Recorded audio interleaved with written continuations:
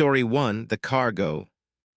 The moment I signed the manifest for the antique mirrors, every reflection in my truck cab showed me exactly 3 seconds behind where I actually was. I watched myself reach for the clipboard 3 seconds after I'd already put it down. Watched my lips move with words I'd just spoken.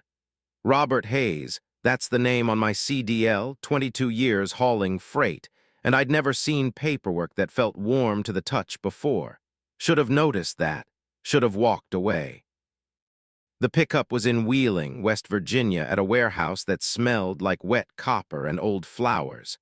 March 14th, 2023. The guy who loaded the truck wore gloves even though it was 65 degrees outside, and he wouldn't look at the cargo bed while we strapped down the crates. 47 mirrors total, the manifest said. Antiques headed for a gallery in Portland, Oregon. The pay was triple my usual rate for a cross-country haul. Red flag number 2. But my daughter's college tuition was due. My ex-wife was threatening legal action, and I'd already turned down 2 loads that week because the routes didn't pay enough.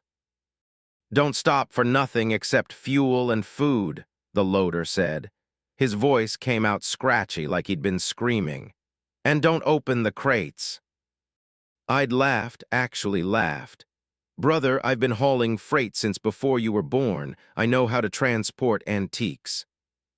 He didn't laugh back, just handed me the manifest with those gloved hands and walked away fast, his footsteps echoing in the empty warehouse.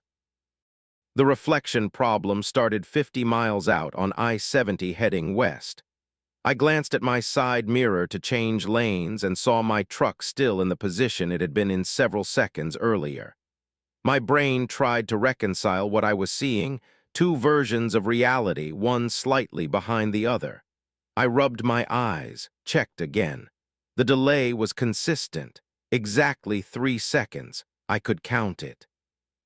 1 Mississippi, 2 Mississippi, 3 Mississippi.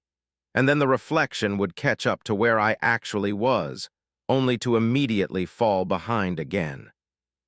Every reflective surface, the side mirrors, the rear view, the glass on my phone screen, even the glossy surface of my thermos showed me 3 seconds in the past. I pulled over at a rest stop outside Columbus, my hands shaking on the wheel.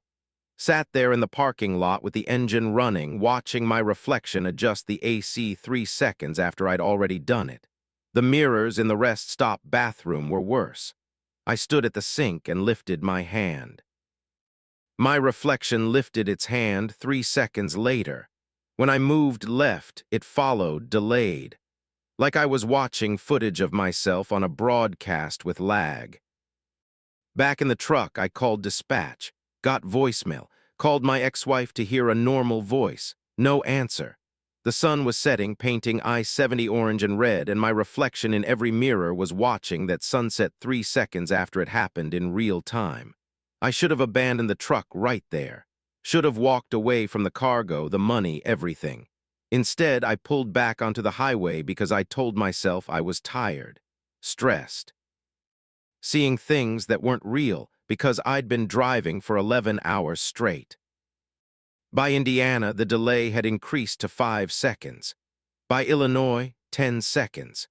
And somewhere outside Joliet, in the middle of the night with nothing but darkness and the glow of my dashboard, I watched my reflection in the rearview mirror mouth the words, "Turn around," 10 full seconds before I'd thought them, let alone spoken them aloud. That's when I understood. The mirrors weren't showing me the past. They were showing me the future. My reflection was living 10 seconds ahead of me, trying to warn me. I watched my face in the rear view, and it was screaming silently, desperately, its mouth forming words over and over. "Don't look back! Don't look back!" I looked back. The cargo bed was visible through the small window behind my seat. The straps were still secure. The crates were still closed. But inside the crates, I could see movement, not the mirrors themselves, the reflections in the mirrors. Dozens of reflections, all pressing against the wood from the inside, hands flat against surfaces that shouldn't exist, faces distorted and wrong. They were all me. Every single reflection was my face, but aged differently. Some looked 20 years older, some looked younger. One had burned scars covering half its face. Another was missing its eyes. All of them were screaming. My actual reflection in the rearview mirror had moved to 15 seconds ahead now. I watched it reach for the CB radio 15 seconds before my hand moved.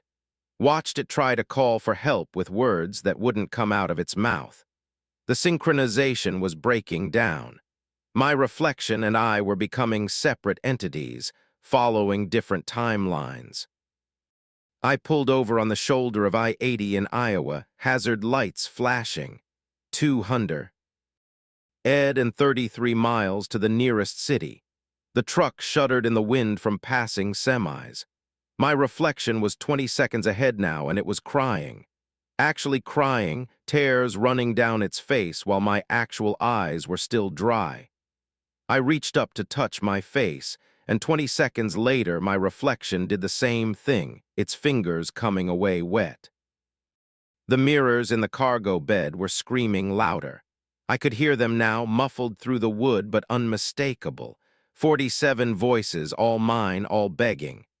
The manifest was still on my passenger seat, and when I picked it up, the paper was hot enough to hurt. The ink was moving, rearranging itself into different words. Every reflection creates a prison. Every mirror traps a choice. You signed for all of them. I understood then. Every time I'd looked into a reflective surface in my life, I'd created an alternate version of myself. A reflection that lived in that mirror, trapped in that moment, watching me move forward while it stayed behind.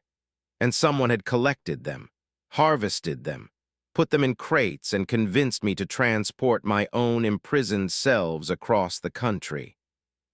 The driver's side window shattered. No impact, no sound, just sudden spiderwebbing across the glass, and then my reflection in that window was reaching through, its hand passing through broken glass that existed only for it. Its fingers touched my shoulder, and I felt cold so deep it burned. My reflection in the side mirror was 30 seconds ahead now, and it was pointing at the cargo bed, mouthing words I could finally understand. They're getting out. The first crate split open with a sound like a bone breaking. A mirror fell out, 8 feet tall with an ornate gold frame, and it stood upright on the cargo bed despite the truck's movement.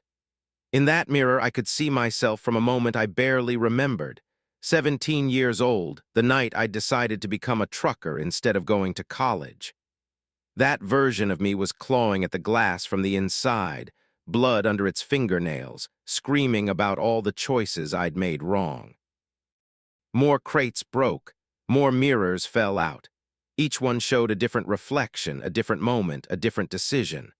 The night I'd left my wife, the day I'd missed my daughter's birthday, the time I'd driven drunk and nearly killed someone.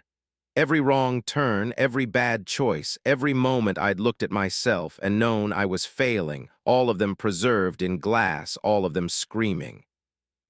My current reflection in the rear view was 45 seconds ahead, and it had stopped trying to warn me. It just sat there, staring, because it had already seen what was about to happen. I tried to start the truck. The engine turned over but wouldn't catch. The cargo bed was full of standing mirrors now, all facing forward, all showing versions of me that I'd tried to forget, and they were learning to move independently. One reflection, the one with burned scars, reached through its mirror. Its hand materialized in my cab, translucent at first, then solid. It grabbed the back of my seat. I felt breath on my neck that came from no living throat. Another hand came through another mirror, this one missing 2 fingers from an accident I'd had 12 years ago that I'd lied about on the insurance paperwork. Another hand, another mirror, another version of me that I'd betrayed or abandoned or ignored. The hands pulled me backwards through the small window, into the cargo bed, even though the window was far too small for a body to fit through. But I wasn't solid anymore. I was becoming reflection, becoming glass, becoming trapped. My body stretched and distorted as I passed through impossible space. And the last thing I saw was my original reflection in the rearview mirror, now 60 seconds ahead, starting the truck and driving away without me.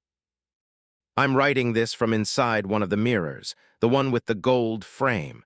I can see the highway moving past, see the truck driving itself west toward Portland, see the new driver who will pick up the cargo when my reflection body delivers it.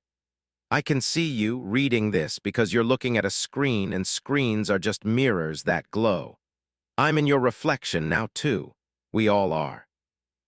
Every wrong choice you've made has created a version of you that's trapped somewhere, watching you continue forward, screaming warnings you can't hear. The truck reached Portland 3 days ago. My reflection delivered the cargo perfectly, collected the payment, drove away. As far as the world knows, Robert Hayes is still out there hauling freight, living his life. But I'm here in the glass watching him make choices with my face. And sometimes, late at night, when he looks in his rearview mirror, he sees me looking back, 3 seconds behind where he is. And he knows. He knows that eventually, every version of us ends up trapped in reflection, paying for the decisions we made wrong. The only question is which mirror will catch you when your turn comes.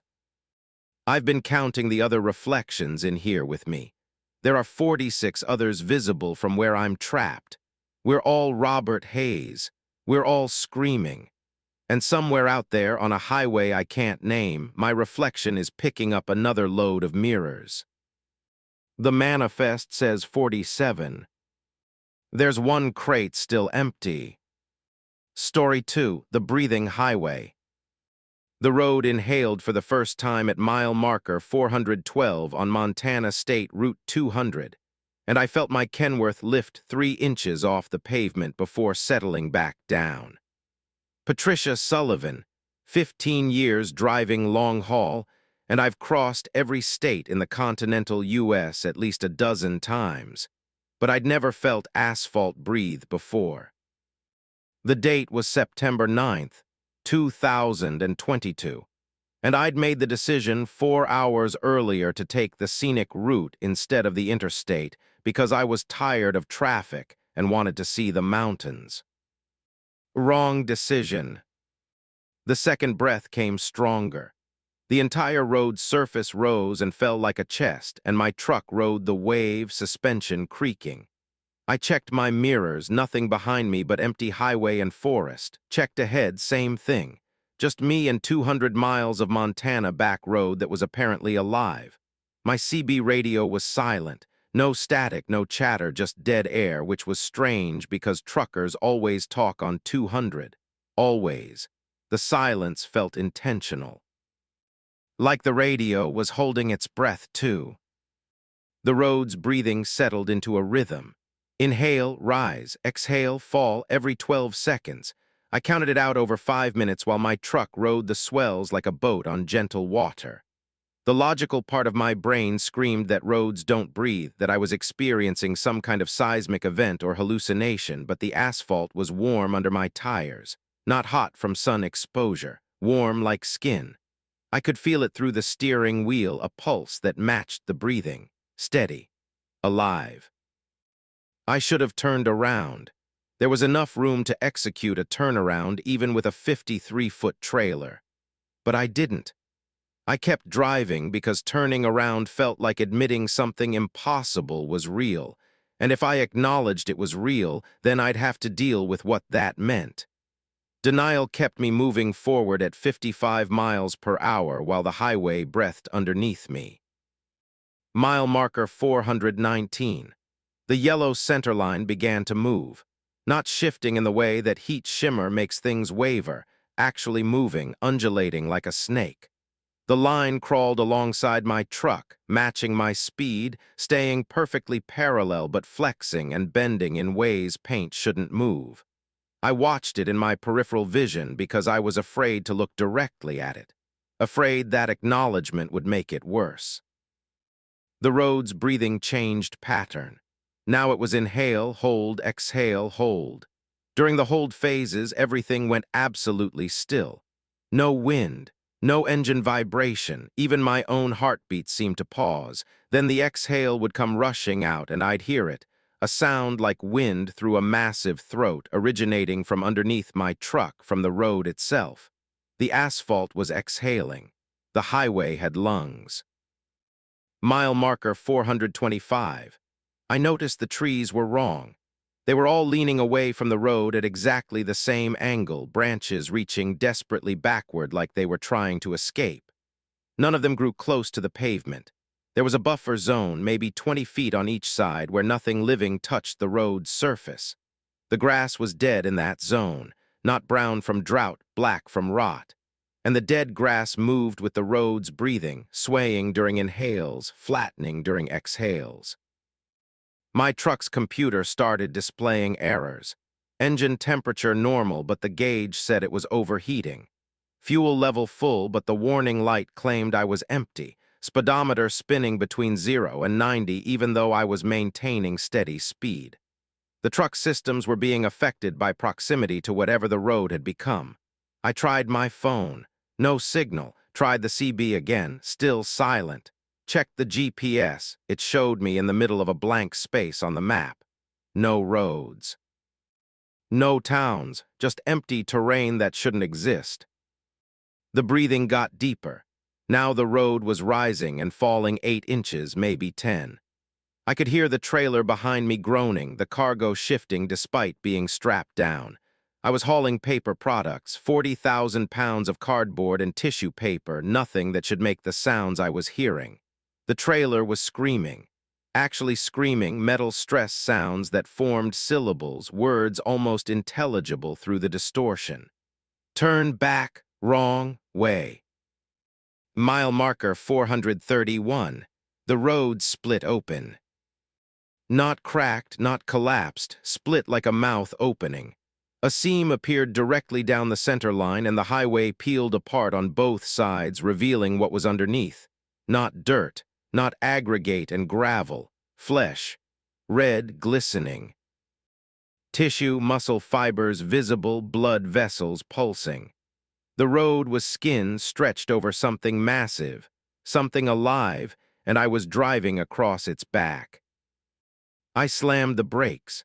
The truck shuddered to a stop, jackknifing slightly on the wet, no, not wet, moist surface.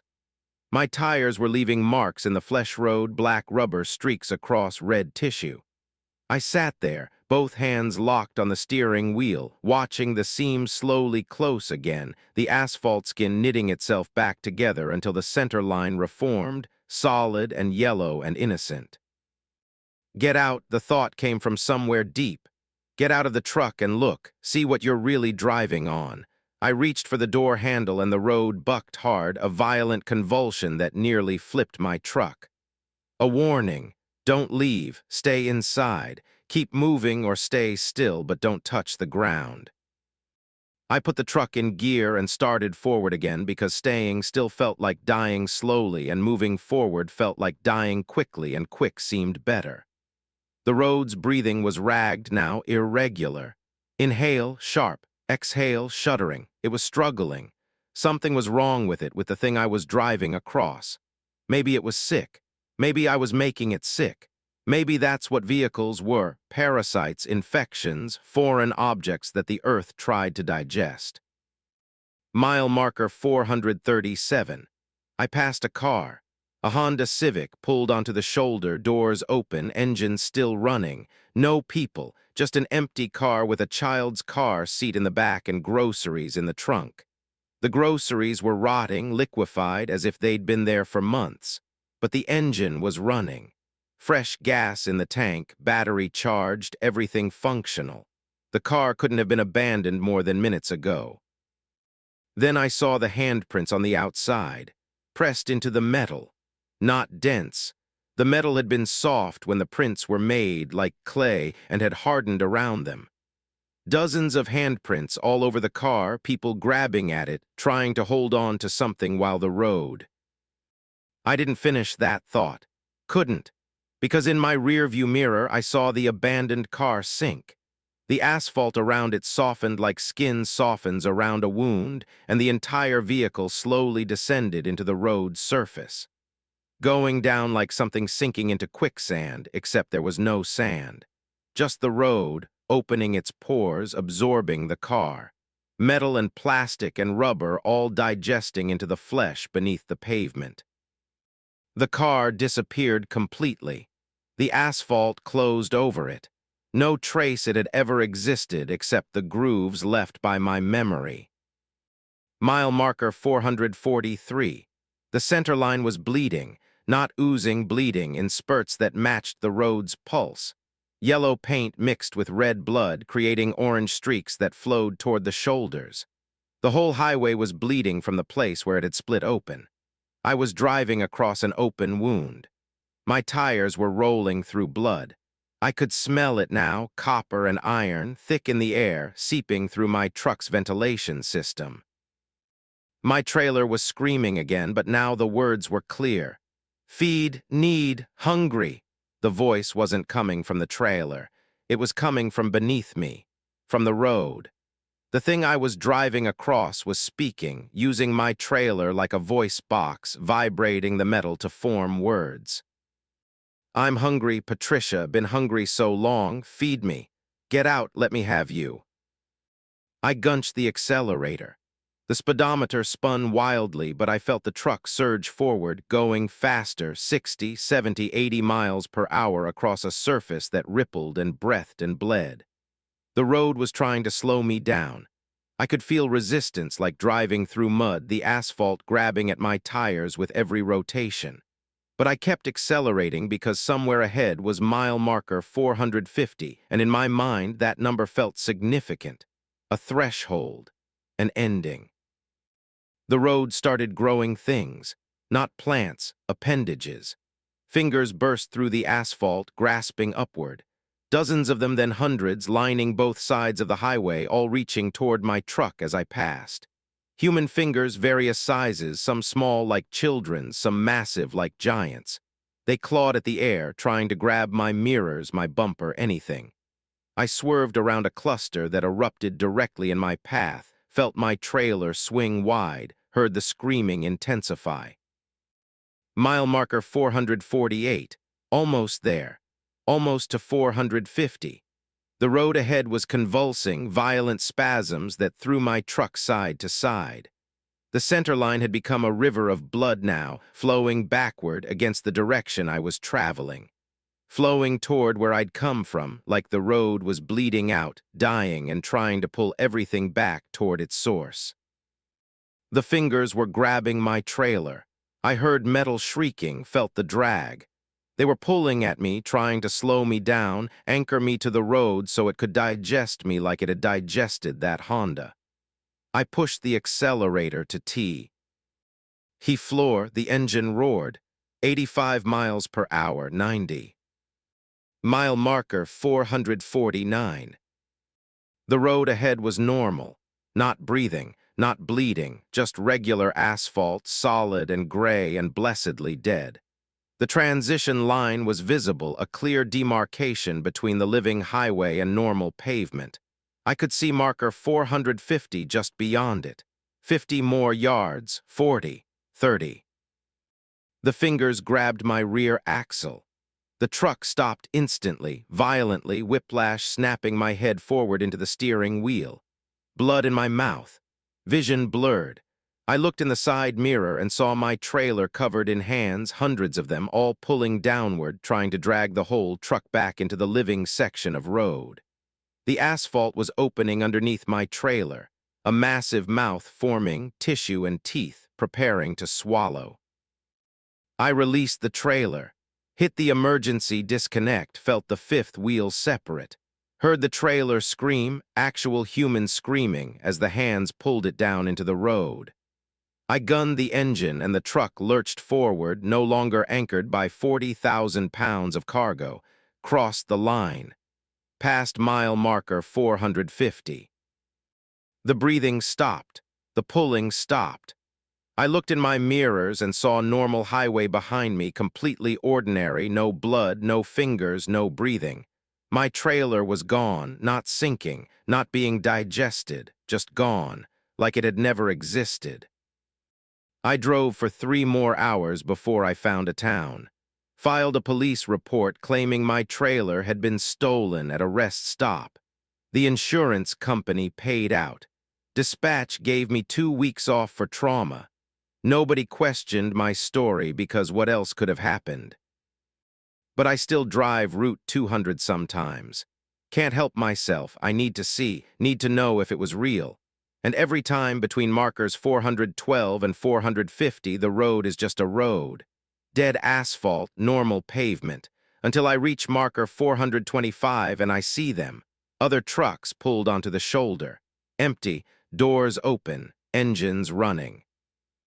And I know they're down there underneath the road, digesting in the dark. I know because sometimes, late at night, I feel the road breathe underneath my tires, just once. A single breath, reminding me it's still hungry. Still waiting.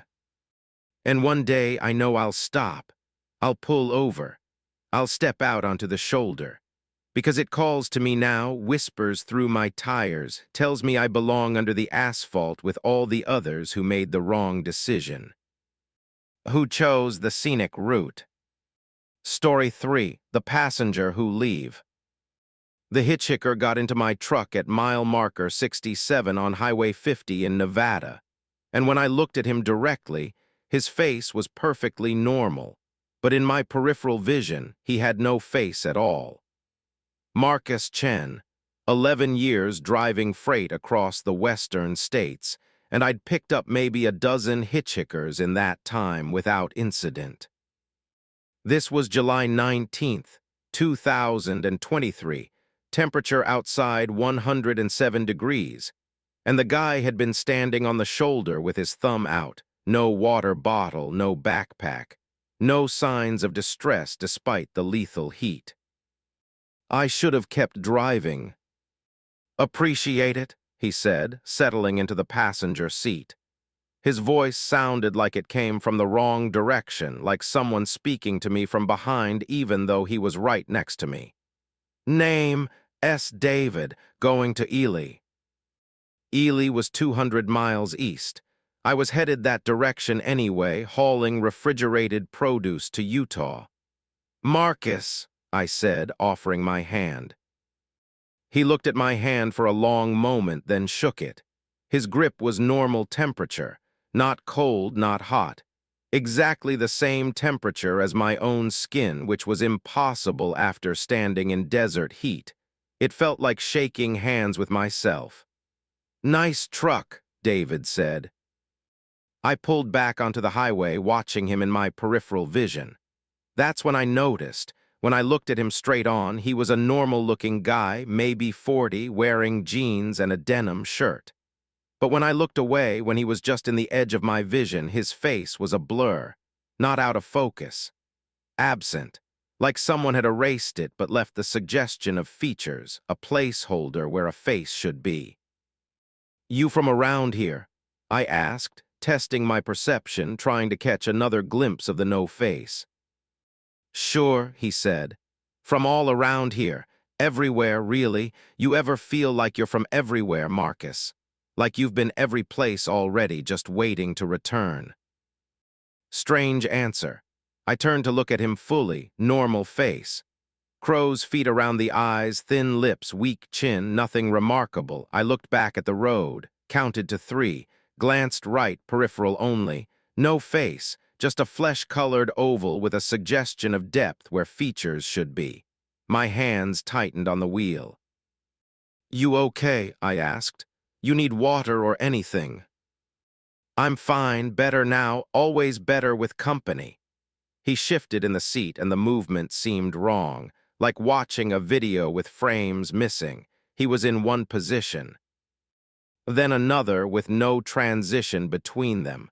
Tell me, Marcus, do you ever pick up hitchhikers? Sometimes today.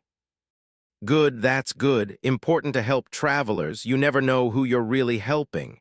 He laughed, and the sound came from multiple directions. From the passenger seat, from the back of the cab, from outside the truck somehow. Impossible acoustics. Could be helping yourself and not even know it. I tried the CB radio, called out for anyone on Highway 50, any truckers in the area, static response. No voices. David watched me try the radio with an expression I couldn't name, not quite smiling, not quite anything. "Nobody's going to answer," he said. "It's just us on this road now, just you and me and the space between." The space between. I didn't like that phrase, didn't like how he emphasized it. "What do you mean, the space between?" "Between where you were and where you're going. Between who you are and who you were. It's all space, Marcus. Empty space pretending to be road." He pointed ahead. "Like this highway, you think it's taking you somewhere, but what if it's just space? What if you've been driving through nothing for years and never noticed?" I looked ahead. The highway stretched forward, shimmering in heat distortion. Normal desert road, 2 lanes, faded yellow lines, scrub brush on both sides. But as I watched, the heat distortion seemed to increase. The air wavered. The road ahead looked less solid, more like a projection, a hologram. I blinked hard. The road solidified again, definitely real, definitely there. "You're fucking with me," I said. "Am I?" David turned to face me fully, and I kept my eyes on the road, didn't look at him, but I could feel his attention. Heavy. Wrong. "Look at me, Marcus. I'm driving. Look at me." I looked. His face was normal, middle-aged man, nobody threatening. I looked away, checked my mirrors. In the reflection of the rearview mirror, the passenger seat was empty. Nobody there. I whipped my head around. David sat there, solid, visible, smiling slightly. "You see the problem?" he asked. "Reflections don't lie, Marcus. Reflections show what's real. And in the real world, I'm not here, but you picked me up anyway. You opened the door for nothing and let nothing climb inside, and now nothing is riding with you all the way to Ely." My heart rate spiked. I reached over to touch him, prove he was solid. My hand passed through his shoulder. No resistance, no feeling, just empty air where a person appeared to be sitting, but I could hear him breathing. Could smell something like ozone and dried flowers. Could feel the weight of his presence in the cab, making the truck slightly off balance. "What are you?" I asked. "The space between," he said again. "The empty spot. Everyone's got them, Marcus. Empty spaces in their memory, their life, their day. Moments where nothing happened, so your brain fills it in with something. I'm what fills it in. I'm the filler, the placeholder, and you invited me in." I tried to pull over. The shoulder was right there, gravel and sand.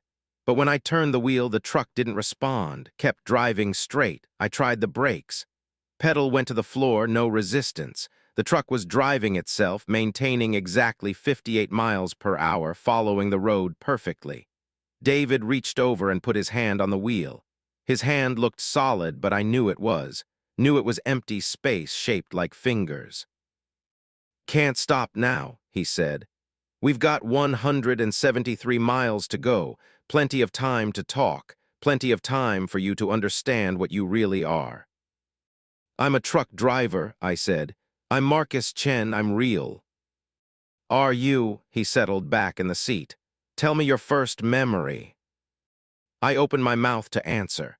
Couldn't. Tried to remember childhood, adolescence, anything before the moment I'd gotten my CDL. The memories were there, I knew they were, but I couldn't access them, like trying to grab smoke. I remembered the last 11 years clearly. Every route, every delivery, but before that, blank. Empty space that my brain insisted was filled but couldn't show me the details. "You're starting to see," David said. "You're starting to understand. You're like me, Marcus. You're filler. Something created to occupy the space between point A and point B. You're the driver in the truck on the highway that people pass without thinking about. You're the background character, the extra. And you've been driving this same route for 11 years because that's all you were made to do."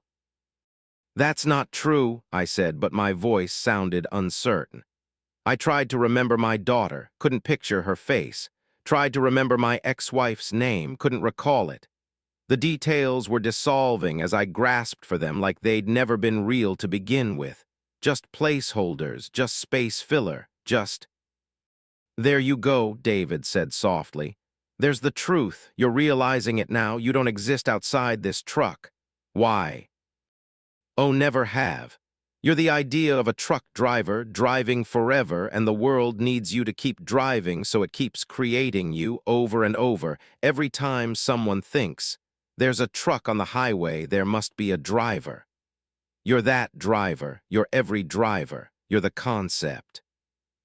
Mile marker 89. I checked the odometer.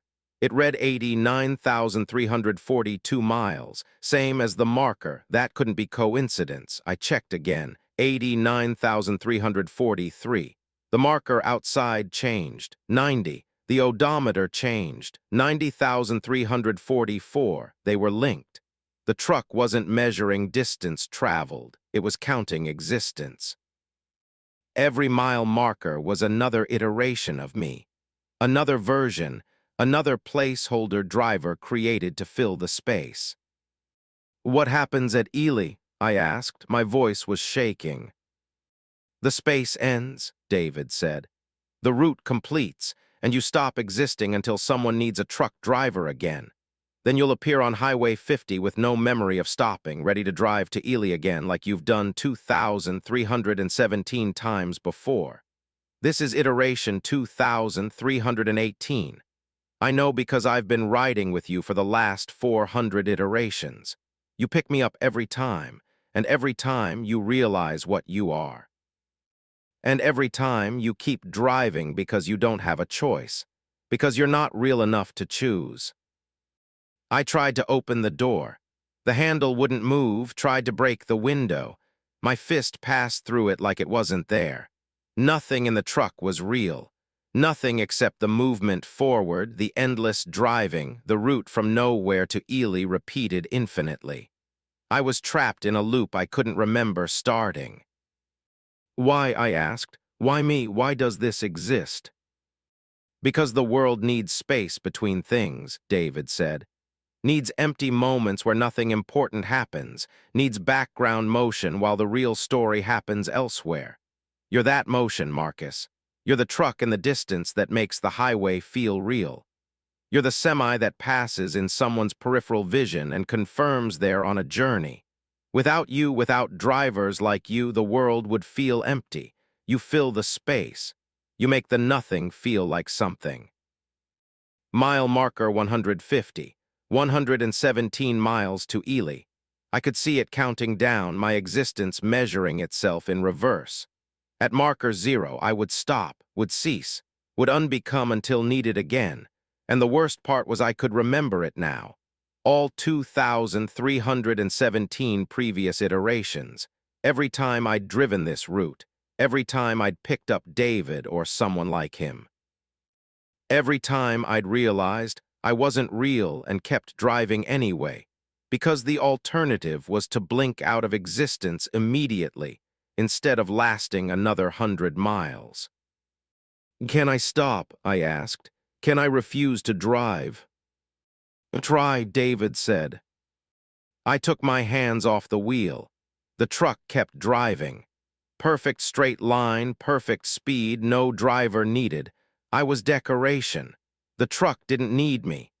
Nothing needed me except the concept of me, the idea that trucks have drivers, the placeholder that prevented people from noticing the vehicles were driving themselves.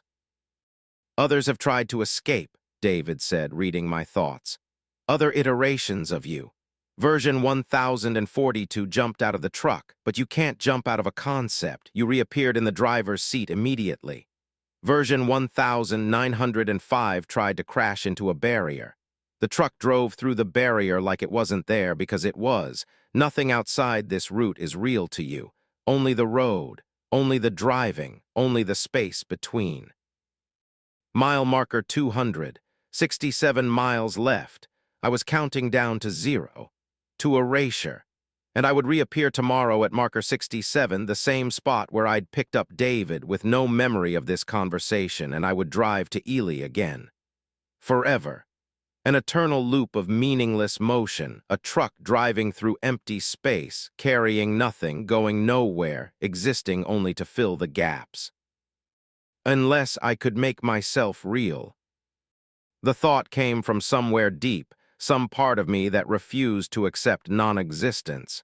If I was just a placeholder, just empty space, then maybe I could fill myself with something real, something that mattered. I looked at David.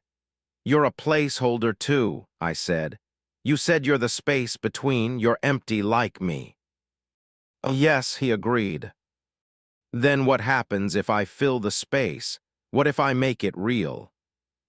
David's expression changed. For the first time, he looked uncertain. "You can't, you're not." I grabbed him. My hand didn't pass through this time. I pulled him close, and I could feel him, solid, real, both of us equally insubstantial and therefore equally present. And I understood. We were both nothing, both placeholders, but nothing plus nothing could equal something if you combine them right. Basic math, basic existence. I pulled David into myself, not physically, conceptually, merged he empty space of him with the empty space of me. Felt him resist, try to pull away, but I held on because this was the only chance. Two placeholders becoming one, two iterations combining, the math breaking. The truck screamed, not the engine. The concept of the truck, the eternal loop, the route itself. It wasn't designed for this. Wasn't prepared for placeholders to combine and become real. I felt David dissolving into me, his nothingness filling my nothingness, and in the spaces where we overlapped, something solid formed. Something that had weight, had memory, had choice. Mile marker 250, 17 miles to Ely. But the marker wasn't counting my existence anymore. It was just a number, just distance. Because I was real now, real enough to measure against. Real enough to exist independently of the route. I grabbed the wheel and I turned it. The truck responded, swerved off the highway onto the shoulder. I hit the brakes and the truck stopped. Actually stopped. Engine idling, cab silent, everything still. I looked in the rearview mirror and saw my reflection, solid, clear, definitely real. I got out of the truck. My feet touched gravel, and it felt like the first time I'd ever touched ground. Maybe it was. Maybe I'd spent 2,317 iterations never feeling anything except the driver's seat and the wheel. I walked 10 feet from the truck. 15, 20. Didn't disappear, didn't reappear in the cab, just kept walking. The highway stretched ahead and behind, completely empty. No other vehicles. No signs of life, but it was real now, real enough that I could leave it, real enough that I could choose. I walked into the desert, left the truck behind, left the route. The space between was mine now, filled with something that mattered, the choice to stop driving, to stop filling empty moments, to become something other than placeholder. I walked for 6 hours before I found a town. Small place, gas station and diner, handful of houses. People looked at me like I was solid, like I belonged, like I was real. Maybe I was. Maybe combining with David had given me enough substance to exist outside the loop. Or maybe I'm still in the loop. Maybe this is iteration 2319, and I just don't remember yet. Maybe tomorrow I'll wake up at mile marker 67 with no memory of walking away, and I'll start driving again. But tonight I'm sitting in a diner, drinking real coffee, tasting it for the first time. And whether I'm real or just a placeholder that thinks it escaped, for this moment I'm choosing to believe in myself. That has to count for something. It has to. Story 4, the station that EATS time. I lost 47 years in the rest stop bathroom between 2:17 a.m. and 2. 18 a.m. on October 31st, 2023. And when I came out, my truck was rusted. My daughter was 60 years old, and I hadn't aged a single day. James Kowalski, that's my name, 28 years old when I walked into that bathroom. Still 28 when I walked out 60 seconds later into a world that had moved on without me.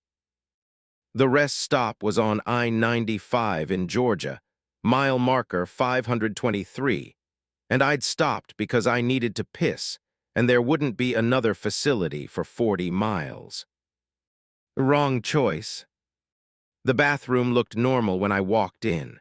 Fluorescent lights buzzing, cracked tile floor, 3 urinals, 2 stalls, smelled like industrial cleaner and stale piss. Standard rest stop bathroom, nothing unusual. I walked to the urinal, unzipped, started pissing, and that's when I noticed the graffiti on the wall.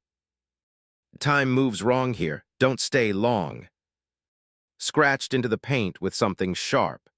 Recent by the look of it, fresh scratches not worn down. I finished pissing, zipped up, washed my hands, glanced at my watch. 2:17 a.m., checked my phone, same time, everything normal. I dried my hands on my jeans because the paper towel dispenser was empty, then headed for the door. The handle wouldn't turn. I pulled harder, nothing. Pushed instead of pulled, still nothing. The door was locked from the outside, which made no sense because rest stop bathrooms don't lock. Can't lock, they're public facilities required by law to be accessible. I pounded on the door. "Hey, I'm stuck in here." No response. Pounded louder, still nothing. I checked my phone. 2:17 a.m. Checked again after what felt like 5 minutes of pounding. Still 2:17. The time wasn't moving. I held my phone up, watched the seconds. They didn't tick. The display showed 2:17:34 frozen. My watch showed the same. Stopped. Both devices, independent power sources, both stopped at the exact same moment. The lights flickered. Once, twice, went out. Emergency lights kicked on, battery-powered, casting red shadows across the bathroom. In the red light, I saw something I'd missed before. The walls were covered in scratches, not graffiti. Tally marks. Thousands of them covering every surface, scratched into the paint, the tiles, the scent. All doors, someone counting, someone keeping track. I counted one section, 217 marks. I counted another section, 3,412 marks. Different handwriting, different tools used.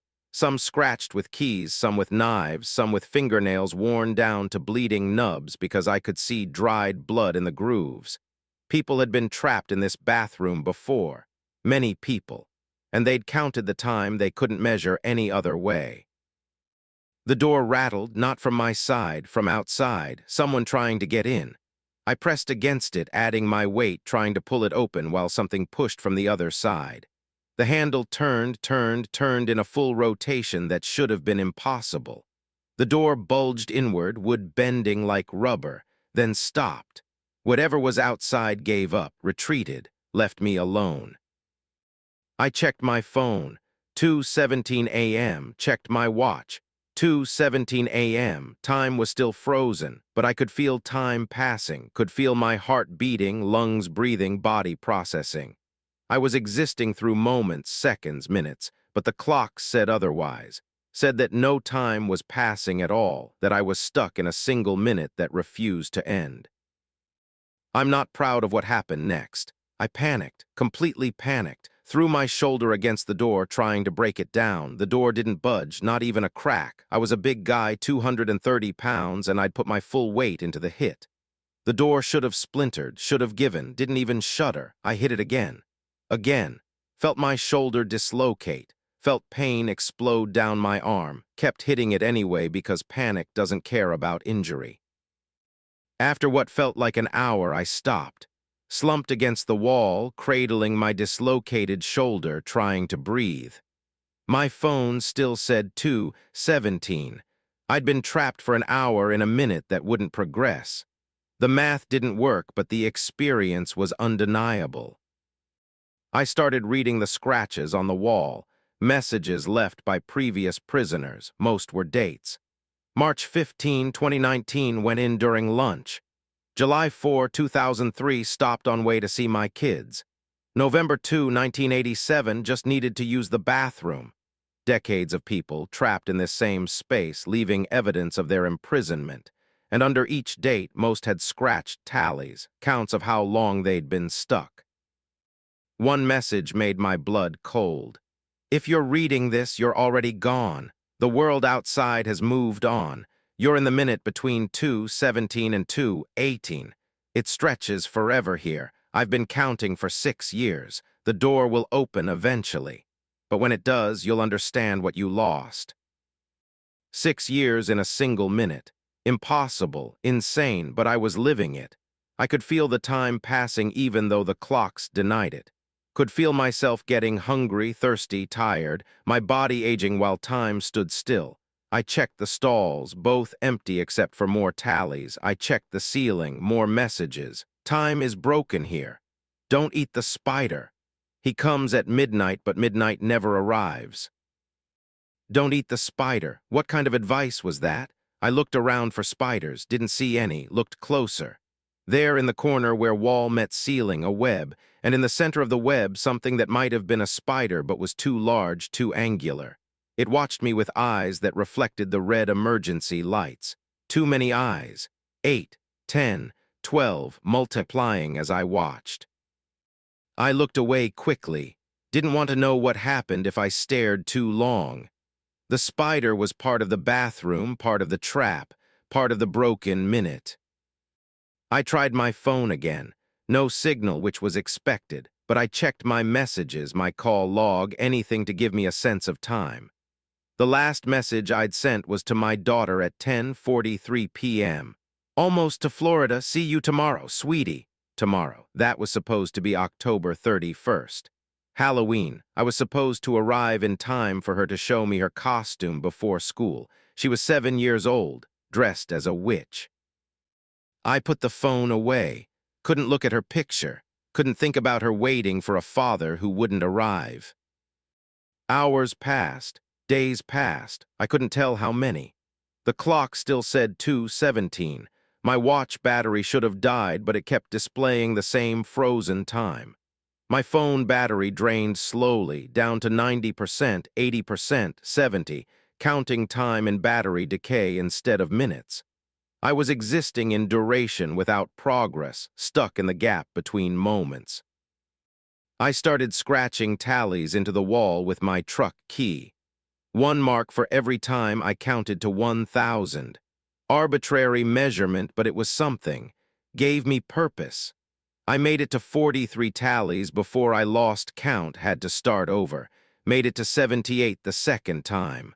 112 the third time. The spider grew. Each time I glanced at it, it was larger, started the size of a quarter, then a fist, then a dinner plate. Its web expanded, covering more of the ceiling, strands reaching down toward me. The message had said, "Don't eat the spider," not "Don't let the spider eat you," which seemed like an important distinction. The spider wasn't hunting. It was offering itself, offering sustenance to people trapped long enough to get desperate. I wasn't that desperate yet, but I was getting there. My phone battery hit 30% after what felt like weeks. I'd counted to 1,417 times, made 4,932 tally marks on the wall, slept in the stall, curled on the floor, drank water from the sink which tasted stale but wasn't toxic.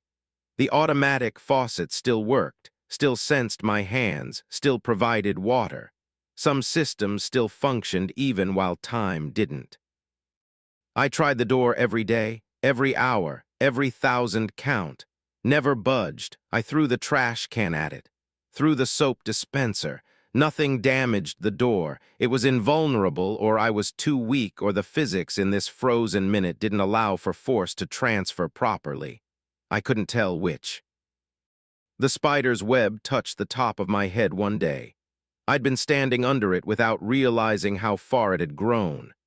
The strand stuck to my hair. I yanked away, felt strands attached to my scalp. The spider watched with its multiplying eyes, 30 eyes now, 40, more forming in the spaces between existing eyes. It wanted me to look, wanted me to see. I looked. The spider wasn't a spider. It was a clock. 8 legs that were clock hands pointing at wrong numbers, a body made of gears and broken time pieces. The eyes were watch faces, each displaying 2:17, all frozen. The spider was the bathroom's heart, the center of the trap, the thing that kept time locked. And it was hungry. Not for flesh, for time. It ate the time people spent trapped here, consuming their hours and days and years while keeping the official clocks frozen. It was feeding on me right now, on my duration, on the seconds I was experiencing that the world didn't acknowledge. I was food. Everyone who'd been trapped here was food. The spider ate our time and grew fat with stolen moments. I grabbed my truck key and climbed onto the sink, reached up toward the spider clock. It didn't move, didn't react, just watched with its 100 watch face eyes. I stabbed my key into its body, felt resistance like cutting through rubber. Black oil leaked out instead of blood. The spider shuddered, the lights flickered, my phone screen flashed. 2:17, 2:17, 2:17, 2:18. The door flew open. Light blinded me, real light, sunlight, impossibly bright. I fell off the sink, crashed to the floor, felt my already dislocated shoulder scream. Crawled toward the open door, emerged into the rest stop. Everything was wrong. The building was half collapsed. The roof had caved in on one side. Plants grew through cracks in the concrete. My truck was in the parking lot, but it was destroyed. Rusted completely through, tires rotted away, windows shattered. Looked like it had been abandoned for decades. Because it had been. A woman stood near the entrance. Old, 70s maybe. She stared at me like she'd seen a ghost. "Dad," she said, her voice was ancient, cracked. "Dad, is that you?" I didn't recognize her. "I'm looking for my daughter," I said. "Sarah, 7 years old. I was supposed to meet her for Halloween." The old woman started crying. "Dad, it's me. I'm Sarah. It's been 47 years. You disappeared on October 31st, 2023. We looked for you. Everyone looked. They found your truck here, but you were gone. We thought you were dead." I checked my phone. November 15th, 2070. Battery at 3%. 47 years had passed outside while I'd spent what felt like months in the bathroom. The time the spider ate hadn't been destroyed. It had been displaced, moved forward, removed from my experience and added to the world's timeline. I'd lost 47 years in 60 seconds. My daughter had grown old. I'd missed her entire life. Missed her 8th birthday, her graduation, her wedding, her children, missed everything. And I was still 28. Still the same age I'd been when I walked into that bathroom at 2:17 a.m. Sarah tried to hug me. I let her. She felt fragile, breakable, ancient. I'd held her as a 7-year-old child, and now I was holding her as an old woman. The wrongness of it made my skin crawl, made me want to run back into the bathroom, back into the frozen minute where time at least made sense. "The bathroom," I said. "It's still there, still working. We need to warn people, need to shut it down." Sarah shook her head. "They tore down the rest stop 20 years ago, Dad. That building," she pointed at the collapsed structure, "that's what's left. They demolished the bathrooms first, said there were too many disappearances, but people still vanish from this spot, still lose time. The bathroom doesn't need a bill ding anymore. It exists in the space, in the minute, waiting." I looked at the ruins. Could see the bathroom wall, half collapsed, covered in ivy. Could see the scratches still visible under the plants. Thousands of tally marks. Thousands of people who'd lost time they'd never get back. And in the shadows inside the ruins, I could see red emergency lights flickering. Could see the spider clock rebuilding its web, repairing itself, preparing for the next person who needed to piss at 2:17 a.m. "Come home," Sarah said. "Come meet your grandchildren. They've heard so much about you." But I couldn't because I wasn't the man she remembered. I was still the father of a 7-year-old girl who dressed as a witch for Halloween. I'd lost 47 years, but I hadn't lived them. Hadn't grown. Hadn't changed. I was a ghost from 2023, standing in 2070, unchanged and wrong. I go back sometimes, to the rest stop. Stand in the parking lot at 2:17 a.m., watch the ruins. The bathroom isn't physical anymore, but it's still there, still waiting. I can feel it pull at me, offering to take me in, to freeze me in another minute, to let me escape this wrong future where everyone I knew is dead or dying. One of these nights, I'll walk back in. I'll let the door close. I'll let time freeze again while the world moves forward. Because living in a frozen minute is better than living in a world that moved on without you. The spider is still hungry, still growing. And 2:17 a.m. comes around twice every day. Eventually, I'll be there when it calls. And I'll stop running from the minute I lost. Story 5, the load that gets heavier. The shipping container I picked up at the port of Los Angeles weighed exactly 12,000 pounds according to the manifest. But by the time I reached Arizona, my truck's suspension was groaning under what felt like 40,000 pounds, and the scale at the weigh station confirmed it. The load had tripled in weight in 6 hours without adding any physical mass. Dmitry Volkov, 19 years driving long-haul international freight, and I'd never seen cargo gain weight without gaining volume. The container was sealed, still locked with the same seal from the port, but something inside was getting heavier. December 3rd, 2022. The pickup was routine.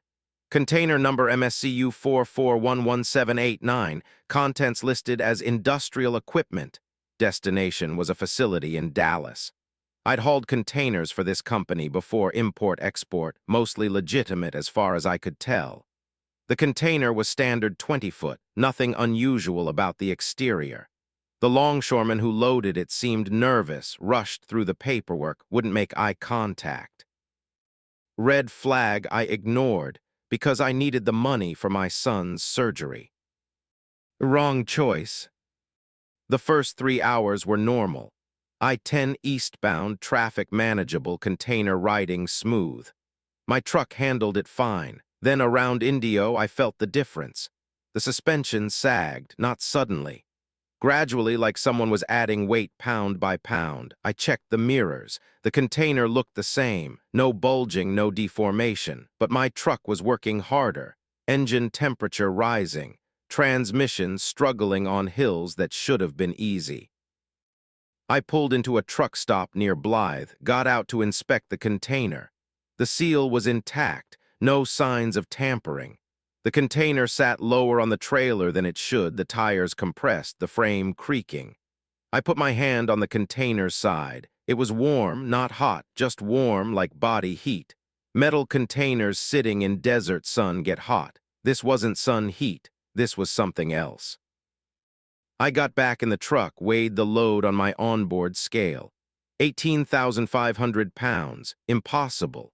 The manifest said 12,000. I'd picked it up 6 hours ago. Nothing had been added. The seal was unbroken, but the weight had increased by 6,500 pounds. I called dispatch, got voicemail, called the shipping company. Line disconnected. Tried the port authority. No answer. I should have abandoned the load. Called DOT, reported an anomaly, walked away. But the pay for this delivery was $8,000, triple the normal rate, and my son's surgery was in 2 weeks. I needed the money, so I kept driving. By quartzite, the weight had hit 25,000 pounds. My truck was struggling, couldn't get above 50 miles per hour on flat ground. Hills were nightmares, the transmission overheating, the engine screaming. Other truckers on the CB were asking if I was okay, if I needed help, why was I going so slow. I told them I had a heavy load, didn't tell them the load was gaining weight on its own. The container was groaning, not the frame, the container itself. Metal flexing, popping, sounds like a submarine under pressure. I could hear it through the cab walls, a rhythmic groaning that matched my heartbeat. The container was breathing, or something inside it was breathing, something getting heavier with each breath. At the weigh station outside Phoenix, the scale read 40,000 pounds. The insp. Tor looked at his screen, looked at my truck, looked at the manifest. Says here you're hauling 12,000 pounds of industrial equipment. That's what the manifest says, I agreed. My scale says 40,000. Yeah. He walked around the truck, checked the container. Seals intact. Container number matches, you picking up extra weight somehow, condensation, load shift. Don't know, I said, which was true. I had no idea what was happening. He looked at me for a long moment. I should red tag you, overweight, unsafe load. But he glanced at the container and his expression changed. Fear, quick flash of pure fear. But I think you should keep moving, don't stop, don't open that container, just deliver it and get the hell away from it. What do you know about it? I asked. Nothing, he said, too quickly. I know nothing, never saw you, this weigh station was closed today, understand. He waved me through, turned his back, walked inside. I kept driving. By Tucson, 55,000 pounds. My truck was barely moving, couldn't get above 30 miles per hour. The trailer axles were bending under the weight. The tires were compressed to the rims. Physics said the trailer should have collapsed, the frame should have snapped. But it held together, bending and groaning but not breaking, like the container itself was holding the structure intact through impossible means. The container's groaning had developed a pattern. 3 sounds repeated. Breath in. Pause, breath out, something alive in there, something breathing. Something getting heavier with each breath, gaining mass from nowhere, violating thermodynamics. I pulled over on the shoulder. Cars passed me, their drivers staring, some taking pictures. A 20-foot container shouldn't look like it weighed 55,000 pounds, but somehow it did. The trailer was bowed, the tires were flat, the whole rig looked like it was being crushed by invisible force. I approached the container, put my ear against the metal, heard breathing, heard something else. Words, whispered words in a language I didn't recognize, multiple voices overlapping, all speaking the same phrase over and over. The container was full of voices. My phone rang, unknown number, I answered. Mr. Volkov, a voice said, calm, professional, you need to keep driving. Who is this? You need to deliver the container. Don't stop, don't open it, drive straight to Dallas. What's in the container? Weight, the voice said. Pure weight, mass without matter. We're testing storage methods for dark matter, transporting it. You're hauling approximately 55,000 pounds of weight that doesn't physically exist. It's increasing because the containment is failing. If the container opens, the weight will distribute across the local area. Everything within 2 miles will experience increased gravity. Buildings will collapse, people will be crushed. You need to deliver it to our facility, where we can re-establish containment. I didn't believe him, couldn't believe him. Dark matter didn't work that way. Didn't work at all in portable containers. But the truck was sagging under 55,000 pounds that hadn't existed 12 hours ago, so maybe I was wrong about what was possible. How do I stop it from getting heavier? I asked. You don't, you drive, you deliver, that's all. The line went dead. I got back in the truck and drove. Couldn't do anything else. The weight was increasing exponentially now. Every hour it doubled. By El Paso, 110,000 pounds. My truck shouldn't have been able to move. The engine should have seized, the transmission exploded, the frame snapped. But it kept going, impossibly, the container somehow distributing the weight in ways that defied physics. The breathing inside the container was louder. I could hear it through the cab walls, through the road noise, through everything. Breath in, hold, breath out. The rhythm of something massive, something growing, something being born. The voices were clearer now, still in that unknown language, but I could make out individual words. They were counting. All the voices counting in unison, numbers ascending. They'd reached 4,712, kept counting. By Van Horn, Texas, the weight hit 220,000 pounds. My truck was moving at 5 miles per hour.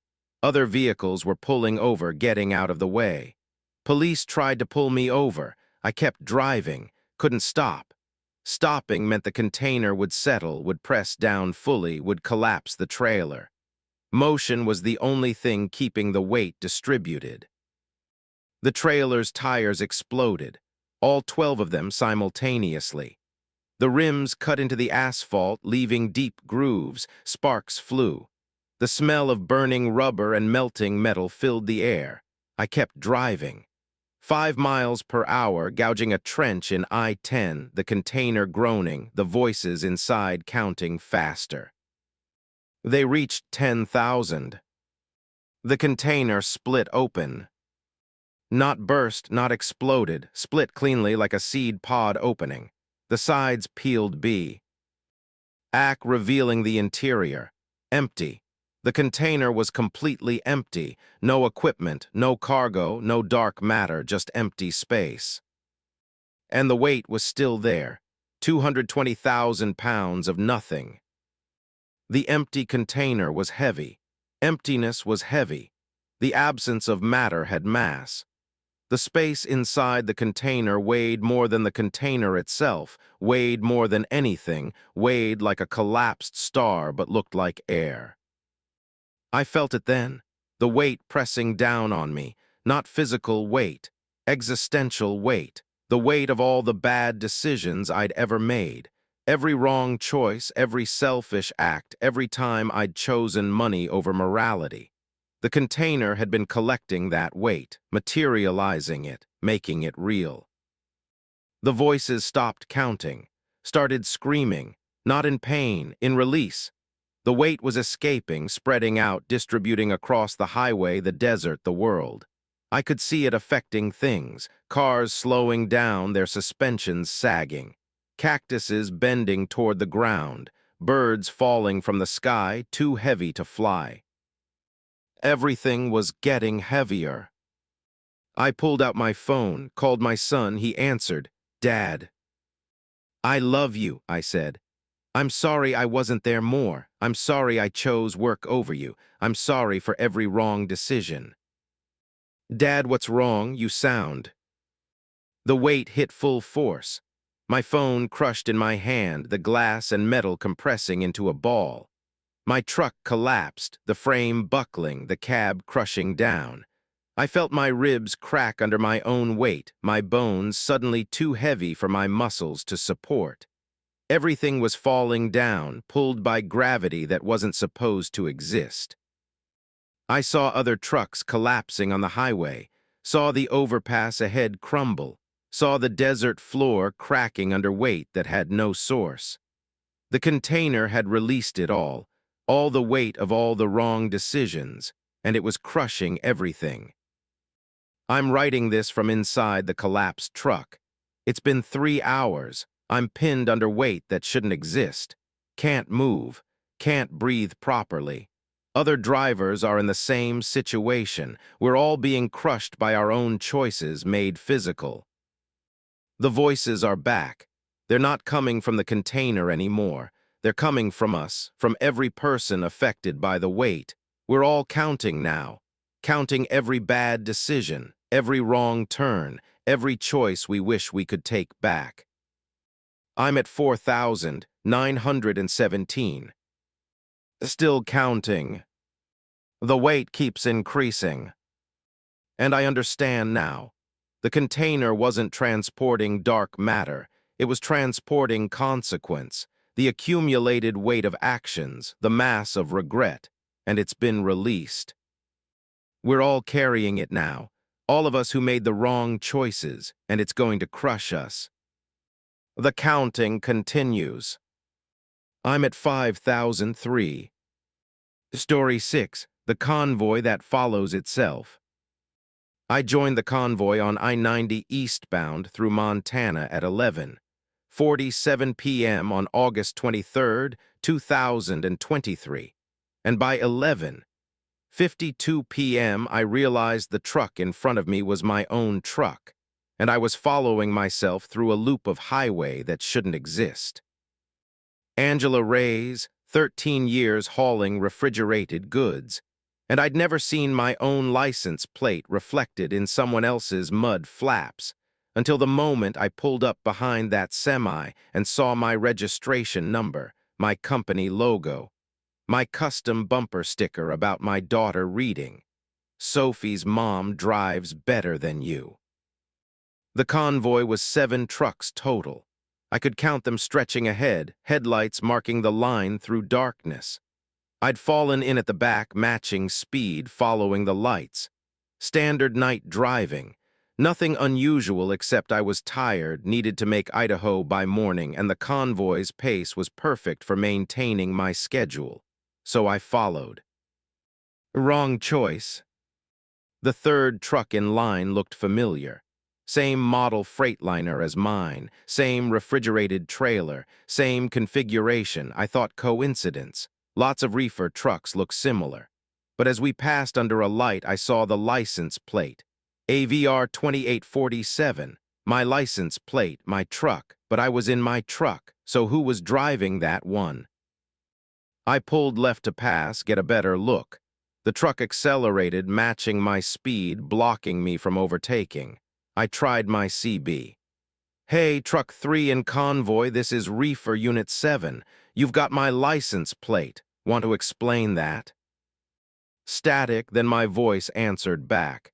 "This is Reefer Unit 7. You've got my license plate. Want to explain that?" Not similar to my voice. Exactly my voice. Same inflection, same confusion, same words spoken at the exact same time I'd spoken them, like an echo with zero delay. I released the CB button. The voice cut off at the precise instant I'd released. Perfect synchronization. I looked ahead, 7 trucks. I counted them, looked in my mirror. Empty highway behind me, only 7 trucks total, all ahead or around me. But I was truck 7.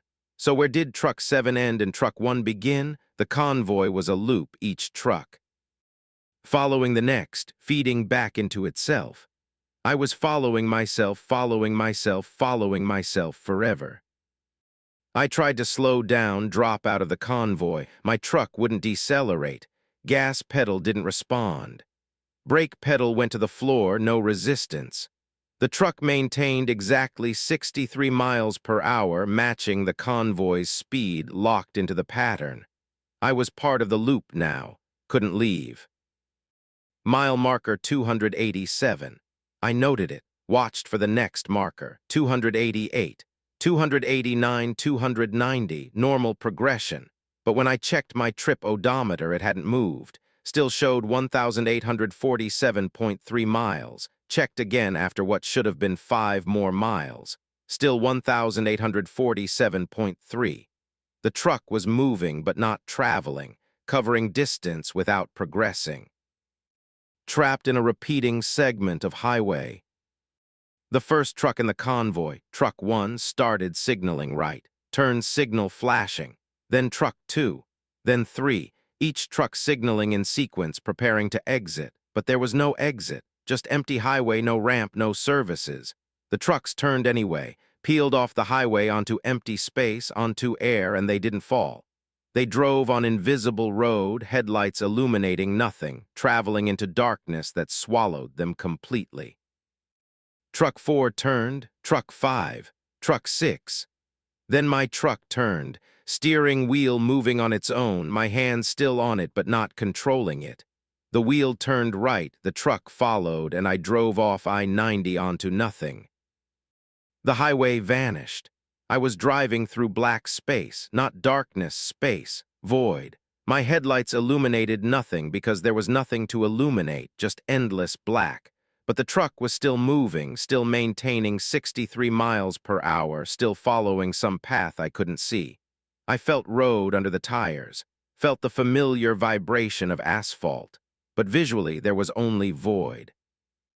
Ahead I could see the other trucks. 7 sets of taillights in perfect formation, all driving through nothing. I could see my own truck, Truck 3, its reefer unit running, exhaust visible in the cold.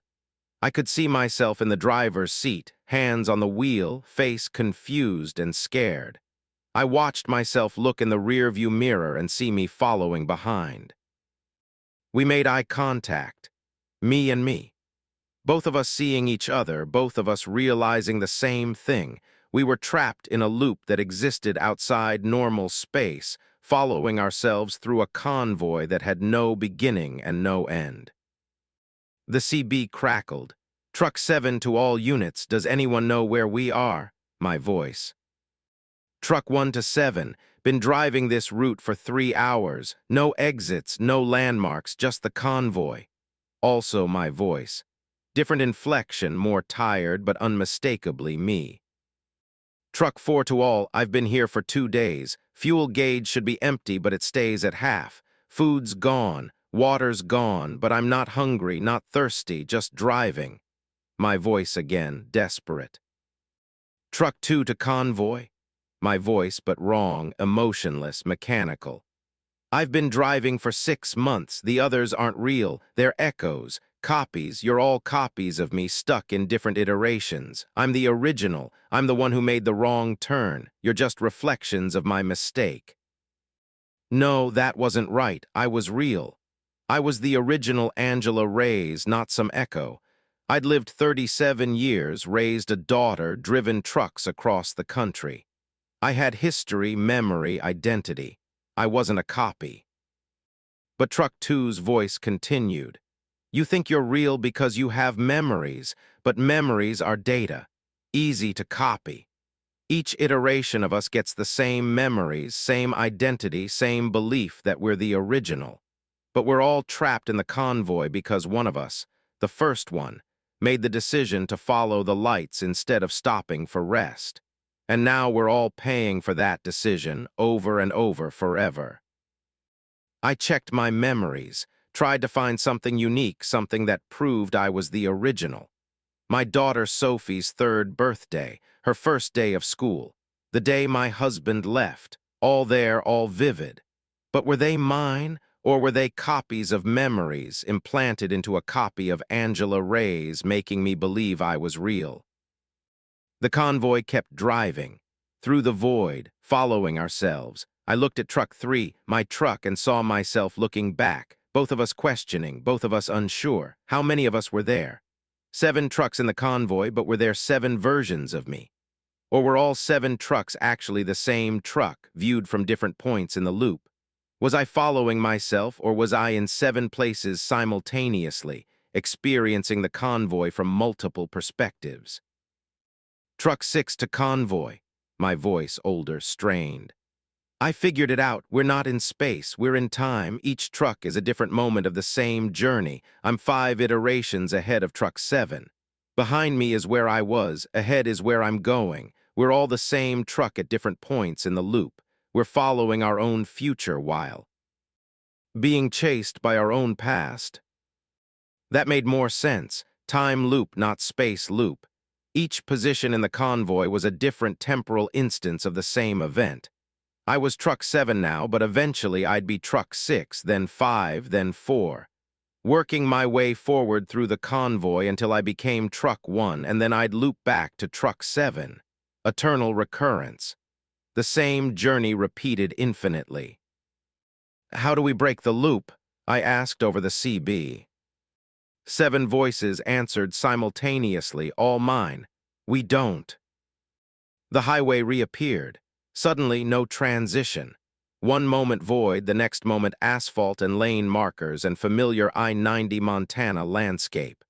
The convoy was back on real road, driving through real space. I checked the mile marker, 287, the same marker I'd seen before the exit. We looped back to the starting point. And then I saw it ahead. A single truck on the shoulder, hazard lights flashing. Another reefer unit, same model as mine. I watched truck 1, my future self, drive past it without stopping. Watched truck 2 pass, truck 3. Each of us seeing the stopped truck, each of us choosing not to help. Each of us deciding to keep moving, maintain speed, follow the convoy. As I approached, I saw the driver standing outside. A woman, mid-30s, Hispanic, waving for help, and I realized she was me. Another Angela Reyes, another iteration. She de-stopped, broken down, or run out of fuel, or decided to rest. And now she was stranded, watching 7 versions of herself drive past without helping. I tried to stop, tried to pull over. My truck wouldn't respond. Kept driving at 63 miles per hour, passing the stranded driver, watching her face change from hope to despair to understanding. She knew that we were all her, all trapped in the loop, all unable to break the pattern. She'd be there forever, standing on the shoulder, watching infinite versions of herself refuse to help. We passed her. The convoy continued. Mile marker 288. 289, 290. The loop was repeating, the cycle continuing. And somewhere ahead was mile marker 287 again, and another stranded truck, and another version of me standing outside, waiting for help that would never come because we were all too trapped to stop. Truck 2 to convoy, my voice, the one that claimed to be original. I've counted the loops. We've completed this cycle 847 times. Each loop takes approximately 17 minutes. We've been driving for approximately 240 hours total. 10 days stuck in a 17-minute segment of highway, and we're not getting out. What happens if we run out of fuel? I asked. We become the stopped truck, Truck 4 answered, my voice tired, resigned. We pull over, we get out, we wave for help, and we watch ourselves drive past. Forever, that's the choice. Keep driving in the loop or stop and watch the loop continue without you. Either way, we're trapped. Mile marker 287. The stopped truck appeared again. Same position, same hazard lights. But this time, 2 drivers stood outside. 2 Angela Reyes, both waving for help. Both abandoned by previous loops. The convoy drove past them. 7 trucks, 7 versions of me, all refusing to help 2 other versions of me. The mathematics of selfishness played out in temporal recursion. I understood then. The loop wasn't just geographical or temporal. It was moral. Each time we passed the stopped truck, we made the same wrong decision. Chose convoy over compassion. Chose progress over helping ourselves. And each wrong decision added another stopped truck, another stranded version, another ghost of ourselves trapped on the shoulder watching infinite futures refuse to change. How many are out there? I asked. How many versions of us are stopped on the shoulder? Silence on the CB. Then Truck 1 answered. All of them, every iteration that's ever been in this loop is stopped somewhere on the shoulder. Thousands of us. Maybe millions, all standing outside our trucks, watching the convoy pass, hoping the next version will make a different choice. And none do, I said. None can, Truck 1 corrected. We're locked in, the decision's already made. We followed the convoy at mile marker 287, and that choice echoes forever. We can't unmake it, can't change it, can't stop. We can only drive until we run out of fuel and become another stopped truck on an infinite shoulder, watching ourselves make the same wrong choice eternally. My fuel gauge read half full. It had read half full for an hour. Truck 4 had said the fuel never depletes in the loop. We could drive forever without running out. But that meant we'd never stop, never pull over. never escape. We'd stay in the convoy eternally, following ourselves, passing ourselves, watching ourselves fail to help ourselves for all time. Unless I chose differently. I grabbed the steering wheel, pulled hard right, fighting the truck's automatic control, forcing it toward the shoulder. The WH. Eel resisted, fought back. The truck wanted to stay in formation, maintain the loop. But I pulled harder, used all my strength. The truck shuddered. The steering wheel turned, just slightly, just enough.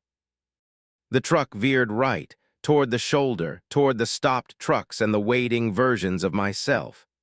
The convoy continued without me, 7 trucks becoming 6, the loop adjusting, accommodating my absence. I hit the shoulder, felt gravel under my tires, felt the truck slow, pulled to a stop, put the transmission in park, killed the engine. Got out, stood on the shoulder, watched the convoy approach. 7 trucks, headlights bright. I waved my arms, flagged them down, watched myself in the driver's seat of truck 7, watched my own face see me and recognize me and keep driving. The convoy passed without stopping. I stood there, watched them disappear around the curve, counted to 17 minutes, watched them reappear from the other direction, completing the loop, waved again, they passed again, I counted loops. 10, 20, 50. Each time, 7 versions of me drove past, refusing to stop, trapped in the pattern. I'm still here, standing on the shoulder. Mile marker 287. I've counted 1,412 loops. Each one I wave. Each one the convoy passes. 7 Angela Rays driving through eternity, following themselves forever. But I'm not in the convoy anymore. I broke free, made a different choice. And even though I'm trapped here, standing in place while time loops around me, I'm not following myself anymore. I'm not making the same wrong decision infinitely. I'm making a different wrong decision. And somehow that feels like progress. The convoy just passed again. 7 trucks, 7 me's, I waved, they didn't stop. Loop 1,413. I'll keep waving, keep hoping one of them chooses differently, chooses to stop, chooses to help. Because if even one version breaks free and stops, maybe we can figure it out together. Maybe 2 of us could escape the loop entirely. Or maybe I'll stand here forever, waving at myself, watching infinite versions of me make the same wrong choice while I make a different wrong choice. All of us equally trapped, equally doomed, equally unable to find the right decision. The convoy's coming around again. Loop 1,414. I'm waving. Story 7, the voice from the engine. My truck started talking to me on Route 66 near Amarillo, Texas, and the voice coming through my engine wasn't mechanical failure. It was my dead brother, speaking through the combustion chambers, telling me to keep driving west and don't stop until I reach the place where he died 13 years ago. Carlos Martinez, 26 years driving, and my brother Daniel had been dead since 2010, killed in a pileup on I-40. But on January 8, 2023, his voice emerged from my engine with perfect clarity, calling my name through the timing of cylinders and the rhythm of pistons. Carlos, brother, can you hear me? The voice came through the engine vibrations, through the metal frame, through the seat and steering wheel and into my bones. Not through speakers, through resonance. The truck itself had become a voice box and Daniel was speaking through it. Daniel, I said aloud, you're dead. I know, but I'm in the engine. Been in engines since the crash, all engines. Every internal combustion engine contains a little bit of me, a little bit of everyone who died in vehicles. We're part of the metal now, part of the machinery. And Carlos, you need to listen. You need to drive to where I died. You need to see what's there. I should have pulled over, should have shut off the engine, should have called someone, gotten help, acknowledged I was having a breakdown. Instead, I kept driving because the voice was Daniel's. Actually, Daniel S. I knew my brother's voice, knew his cadence and inflection and the way he pronounced my name with emphasis on the second syllable. This wasn't auditory hallucination. This was contact. Why, I asked. Why do I need to go there? Because they're building something at the crash site. Something wrong. They're harvesting the metal from crashed vehicles, melting it down, using it for a project. They think it's just scrap metal. But it's not. It's us. All of us who died in the crashes, our consciousness imprinted into the steel, and they're building something terrible with us. The engine knocked, a specific rhythm. Morse code, maybe. I didn't know Morse code, but I felt the message anyway. Urgency. Fear. Warning. Daniel was using my entire truck to communicate, turning every system into language. What are they building? I asked. A highway, a new highway, but it's made from crash metal, made from the steel that killed us. Every guardrail, every sign post, every bridge support, it's all recycled crash vehicles. And when you drive on it, when your tires touch that road, you'll hear us, all of us. Thousands of voices, millions, every person who died on asphalt screaming through the road's surface. They're creating hell, Carlos, and they don't even know it. I checked my route. I was hauling furniture from Oklahoma to California. I-40 West was the direct route. I-40 passed through the location where Daniel died. The universe was pointing me there anyway, or something was arranging it. Something wanted me at that crash site. Tell me what to do when I get there, I said. The engine revved, not from my gas pedal input. Autonomous revving, the RPMs climbing and falling in patterns that sounded like speech. You'll know, you'll see, just get there, brother, before they finish construction, before the highway opens and traps us forever in the pavement. The voice faded. The engine returned to normal operation, but I could still feel Daniel's presence in the vibrations, in the harmonics, in the way the truck responded to my inputs. He was in there, part of the machine, distributed across cylinders and crankshaft and every piece of metal that spun or compressed or exploded with fuel. I drove for 8 hours straight, through Oklahoma, through the Panhandle into Texas, reached Amarillo at 3 a.m., exited I-40 at the location Daniel had died, mile marker 67 where a semi had jackknifed in ice and caused a 14-vehicle pileup. Daniel had been in a pickup truck, third vehicle in the chain reaction, crushed between two semis, killed instantly. I'd identified his body. I'd watched them cut his truck apart to extract him. The crash site was now a construction zone. Big project, night crews working under floodlights. They were building an overpass, a massive bridge structure that would carry I-40 over a new bypass.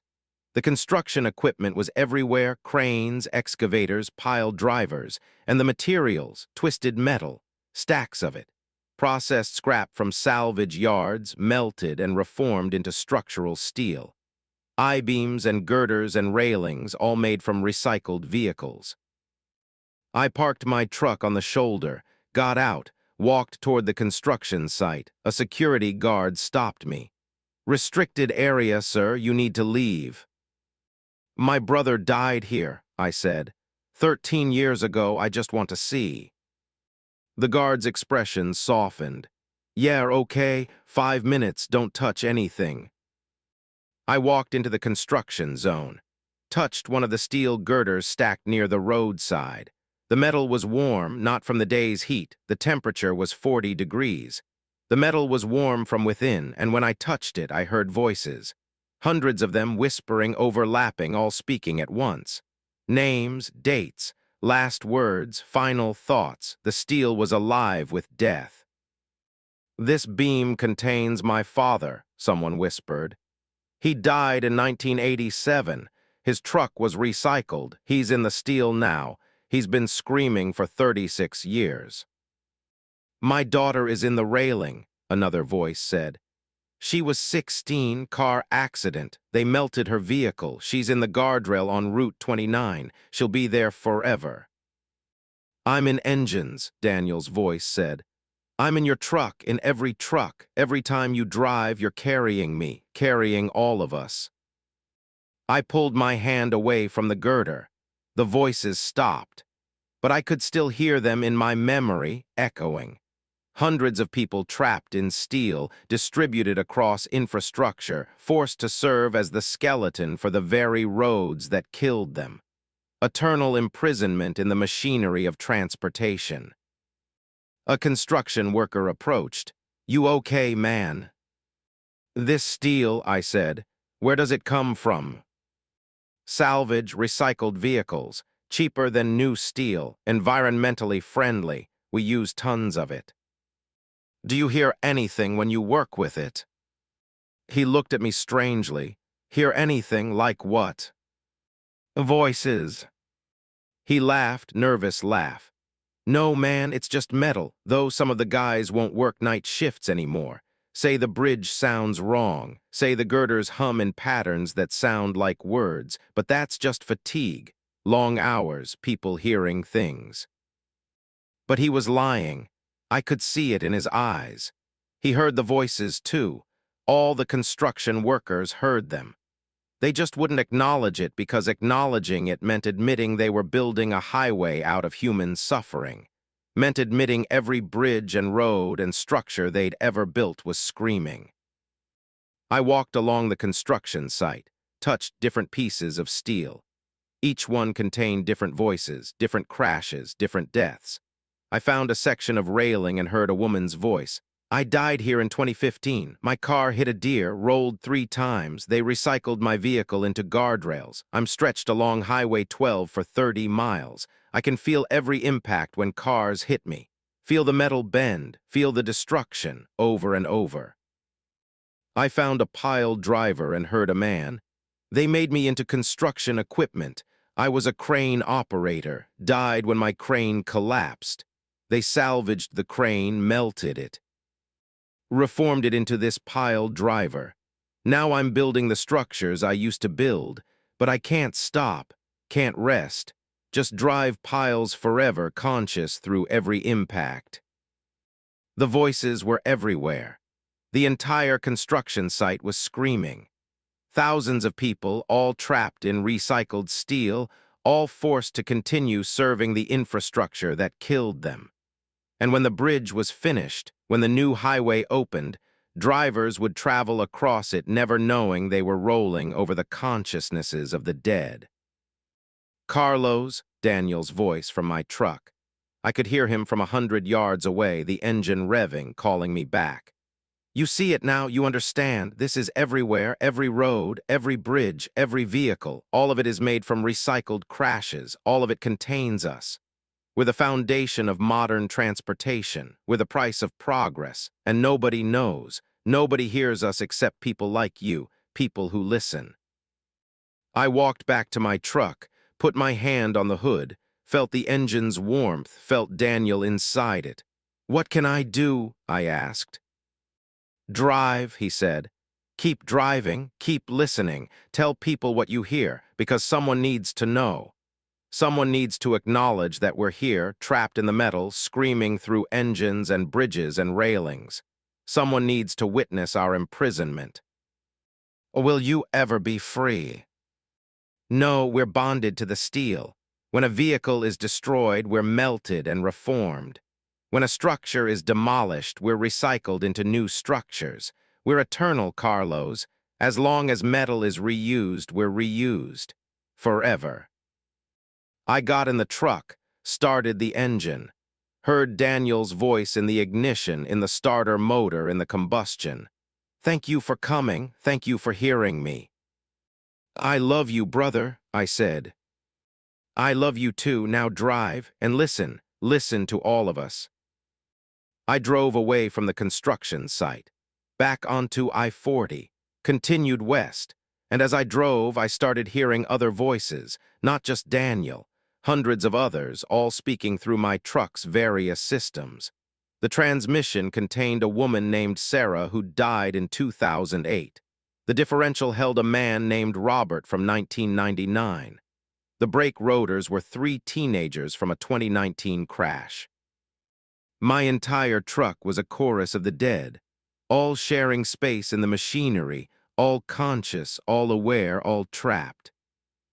I drive professionally, have been for 26 years. I've owned 7 trucks in that time. And now I realize every truck I've ever driven contained people. Every vehicle on the road contains someone. The entire transportation infrastructure is built from recycled deaths, consciousnesses imprinted into steel, serving eternally as the framework for the system that killed them. And nobody knows. Nobody hears them except occasionally, late at night, when a driver listens carefully and wonders why their engine sounds almost like speech, almost like someone calling for help, almost like screaming. I'm writing this from a rest stop in New Mexico. My truck is parked outside. I can hear the engine ticking as it cools. I can hear Daniel in those ticks. Morse code, a message. Keep listening, keep driving, tell our story. I'll keep driving. I'll keep listening. I'll keep bearing witness to the voices in the metal, because someone has to. Someone has to acknowledge that every road trip is a journey across the bodies of the dead. Every mile is measured in souls trapped in infrastructure. Every tank of gas consumed is burned in engines that contain human consciousness. There in the steel, all of them, everyone who died in vehicles, recycled and reformed and redistributed across the transportation network. Eternal, conscious, screaming. And the only way to hear them is to listen. So I'm listening. And I'm driving. And I'll keep doing both until I join them in the metal. Until I become another voice in someone else's engine, begging them to understand. We're all here in the steel, forever. Story 8, the town that rests. I delivered a load to Millbrook, Idaho on February 12, 2024 at 7:47 a.m. And when I tried to leave at 8:15 a.m., every road out of town looped back to the main street. And by 9:00 a.m., I noticed the town clock had reset to 8:00 a.m., and people were repeating their exact actions from the previous hour like they didn't remember living it the first time. Rebecca Foster, 17 years long haul, and I'd driven through hundreds of small towns without incident. But Millbrook was caught in a time loop, resetting every 60 minutes, and I was the only person who retained memory across iterations. Wrong place, wrong time, wrong decision to take the shortcut through Idaho backroads. The delivery was routine, agricultural equipment to a farm supply store on Main Street. The store owner signed for it, thanked me, said to have a safe trip, normal small-town interaction. I got back in my truck, checked my GPS for the fastest route back to the highway. GPS SH. Owed 3 roads out of town, north on Route 14, south on Route 14, west on County Road 7. I chose north. Drove for 15 minutes, watched the odometer tick up, past houses, fields, a creek. The road curved left, then right, then Main Street. I was back in the town center. Impossible. I'd driven straight out of town. Hadn't turned around, hadn't taken any side roads, but there was the farm supply store, the owner standing outside talking to the same customer he'd been talking to when I'd left. Wearing the same clothes, same posture, same conversation. I pulled over, checked the GPS. It showed me on Route 14, 5 miles north of Millbrook, but visually I was on Main Street in the town center. The GPS was lying or reality was broken. I tried the other roads, south on Route 14, 15 minutes later back on Main Street. West on County Road 7, 20 minutes later Main Street again. Every road looped back. The town was inescapable. I checked the time, 8:47 a.m. I'd been trying to leave for half an hour. My truck's clock matched my watch, matched my phone. Time was progressing normally, but something felt wrong. The light was the same angle. The shadows were the same length. The sun hadn't moved. I parked on Main Street, got out, watched the town. Everything seemed normal. People walking, talking, conducting business. A woman exited the coffee shop carrying a latte, walked to the corner, turned left. A man loaded groceries into his car at the market. A dog barked at a passing cyclist. Normal small-town activity. Except at 9:00 a.m., the church bell rang and everything stopped for 1 second. Complete freeze. People mid-step, dog mid-bark, car door mid-close. 1 second of absolute stillness. Then everyone reset, returned to position. The woman exited the coffee shop carrying a latte, walked to the corner, turned left. Same woman, same latte, same path. The man loaded groceries into his car, same groceries, same car. The dog barked at the passing cyclist, same bark, same cyclist. The hour had reset. It was 8:00 a.m. again. Everyone was repeating their actions from the previous hour, perfectly synchronized like a video loop. But my truck clock still said 9:00 a.m.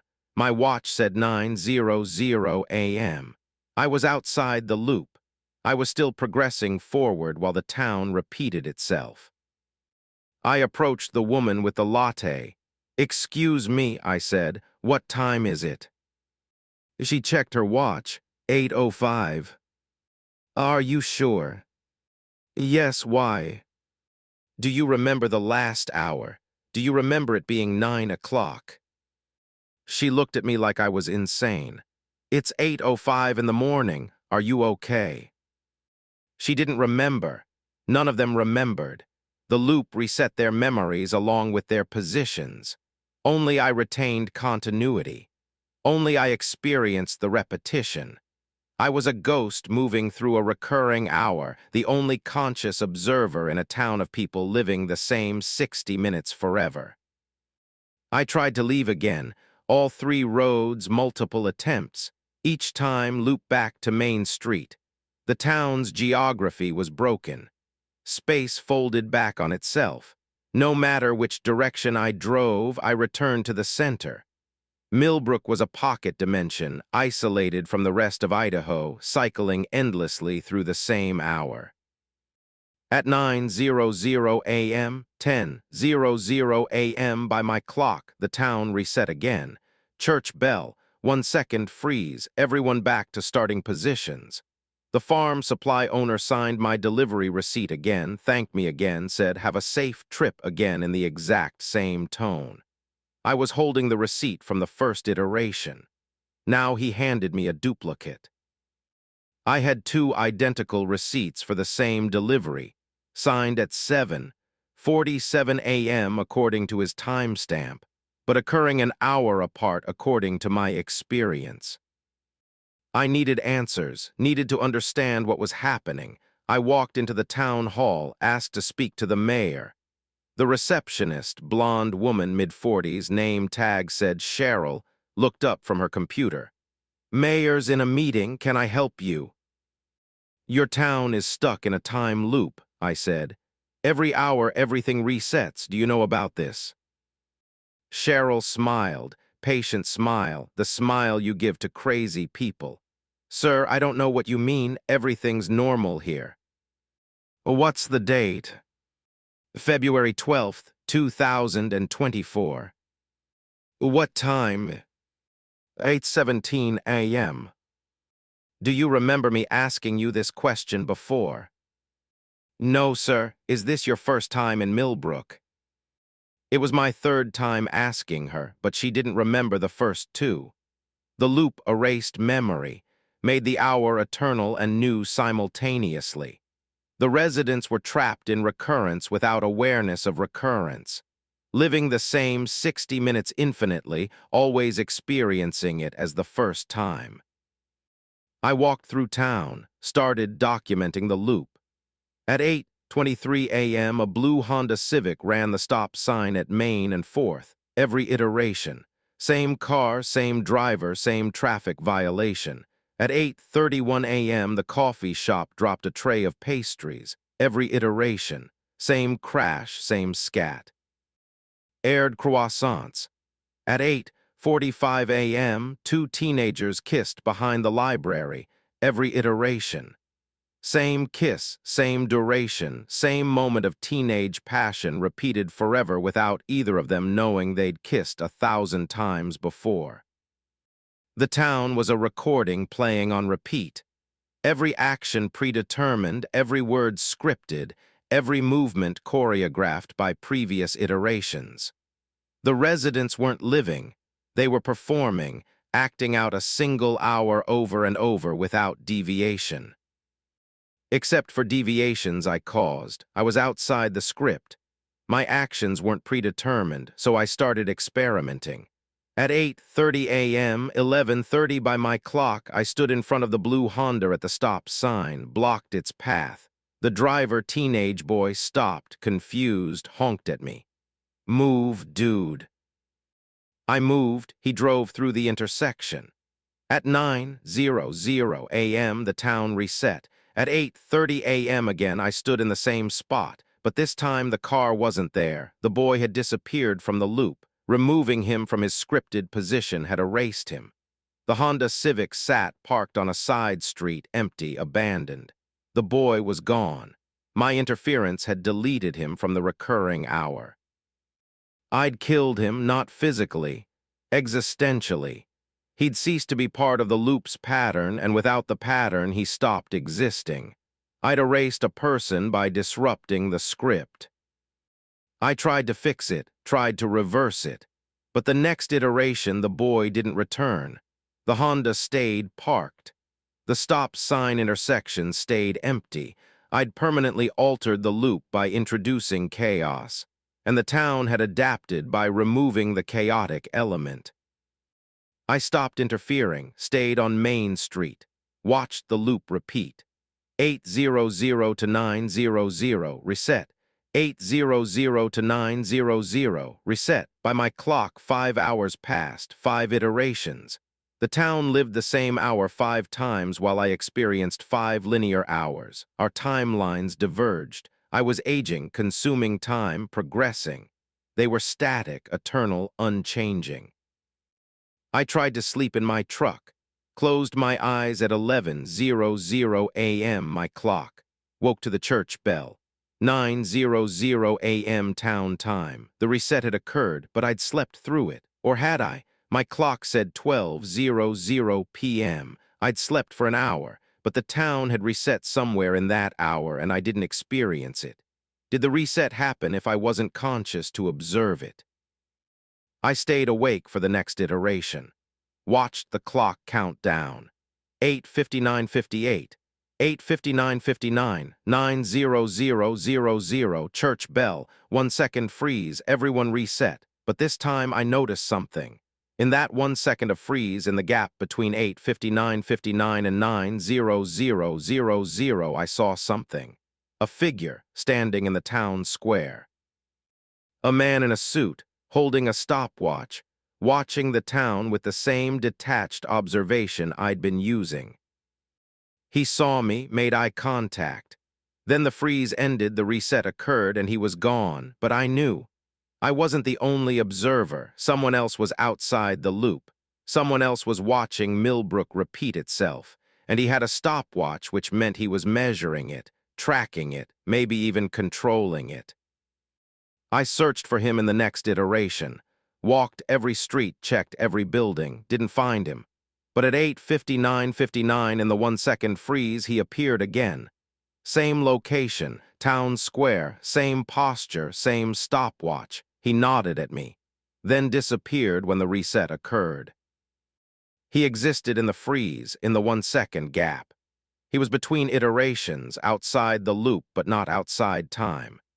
He was in the space between 8:59:59 and 9:00:00, the impossible moment where the town transitioned from end to beginning.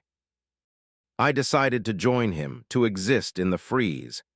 At 8:59:58, I positioned myself in the town square, stared at the clock, watched the second hand tick.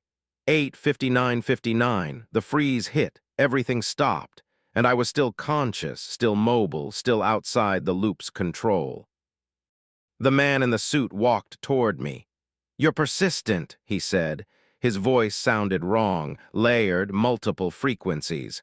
"Most people don't last past 3 iterations." "Who are you?" I asked. "Administrator, I manage the loop. Make sure it runs smoothly. You're causing problems." "I erased someone, accidentally." "I noticed. The loop auto-corrected. But you're introducing too many variables. You need to leave." "I've tried. All roads loop back." "Not during the freeze. During the freeze, the loop is suspended. You can leave now, walk to any road, leave Millbrook. But if you stay past this freeze, you'll be integrated into the loop. You'll become part of the pattern. You'll repeat the same hour forever like everyone else." I looked around. The town was frozen, people mid-step, dogs mid-bark, everything perfectly still. This was my chance, my only chance, but leaving meant abandoning the town, abandoning the people trapped here, leaving them to repeat forever without anyone knowing, anyone caring. "Why is this happening?" I asked. "Why is Millbrook looping?" "Experimental time stabilization," the administrator said. "This town volunteered for a government project. The idea was to freeze a community in a perfect moment, preserve it forever. No crime, no aging, no change, eternal peace. But the residents don't remember volunteering, don't remember anything before the loop. We erased those memories, cleaner that way." "Oh, this isn't peace, this is prison." "They don't know they're imprisoned. They're happy. Every hour is new to them. They experience joy, love, routine. They're content. But they're not living. They're repeating." The administrator shrugged. "Same thing, really. Life is repetition. Wake, work, sleep. This is just more efficient. Now leave. You have 10 seconds before the freeze ends." I ran, sprinted toward Route 14 North. The administrator was right. During the freeze, the roads didn't loop.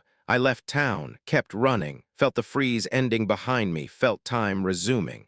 I cleared the town limits just as the church bell rang, turned back and saw Millbrook from the outside. A normal Idaho town, nothing unusual visible.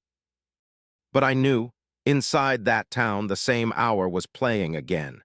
8:00 to 9:00, the same people doing the same things, forever, and they'd never know, never escape, never change. I got in my truck and drove away, but I can't forget, can't stop thinking about them. The woman with the latte, the teenagers kissing, the farm supply owner saying, "Have a safe trip." All of them trapped in an hour that never ends, living in false joy, imprisoned by a loop they don't remember agreeing to. I reported it, told authorities about Millbrook. They investigated, found nothing unusual, said the town was operating normally, said I must have been confused, tired, hallucinating. But I have 2 delivery receipts for the same load, both time-stamped 7:47 a.m., both signed by the same person. Physical proof of the loop. Nobody believes me, and Millbrook continues. The loop continues. The hour repeats, 8 o'clock to 9 o'clock, forever. And somewhere, an administrator with a stopwatch makes sure it runs smoothly. Make sure nobody escapes. Make sure the perfect moment never ends. Story 9. The GPS that shows tomorrow. My truck's GPS started displaying routes I'd drive tomorrow instead of routes I was driving today. And by following those tomorrow routes, I accidentally overwrote my present with a future that hadn't happened yet, killing a version of myself that was still driving yesterday's route through the same intersections. Thomas Wright, 9 years hauling hazmat materials. And on May 5th, 2023, My GPS showed me taking I-15 north through Utah on May 6th, while I was actually driving I-70 east through Colorado on May 5th.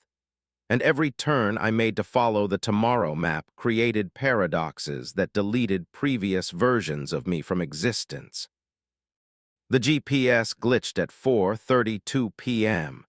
The screen flickered, then stabilized, showing a route I didn't recognize.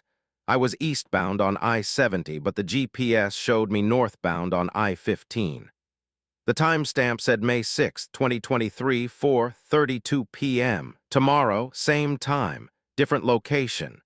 The GPS was showing tomorrow's journey instead of today's. I ignored it. Obviously a malfunction, continued driving east. But the GPS insisted I was going north, recalculating. The screen showed me diverging further from tomorrow's route with every mile. The estimated arrival time kept increasing. You are 247 miles off route. Turn around to get back en route. I wasn't off route. I was exactly where I planned to be. But according to the GPS, I was in the wrong place, driving the wrong direction on the wrong day. The device was trying to navigate tomorrow's trip while I drove today's trip, and the two journeys were incompatible. Then I saw it ahead, my truck, same model Peterbilt, same hazmat placards, same company logo, driving westbound in the opposite lanes. I watched it approach, watched it pass, saw the driver's face, my face.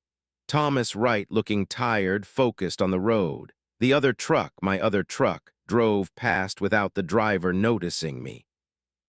I just passed myself. Seen tomorrow me driving yesterday's route while today me drove today's route. We de-overlapped. Two versions of Thomas Wright, separated by one day, occupying the same stretch of highway simultaneously. The GPS updated. Route conflict detected. Multiple timeline iterations present. Recommend immediate timeline synchronization to prevent paradox cascade.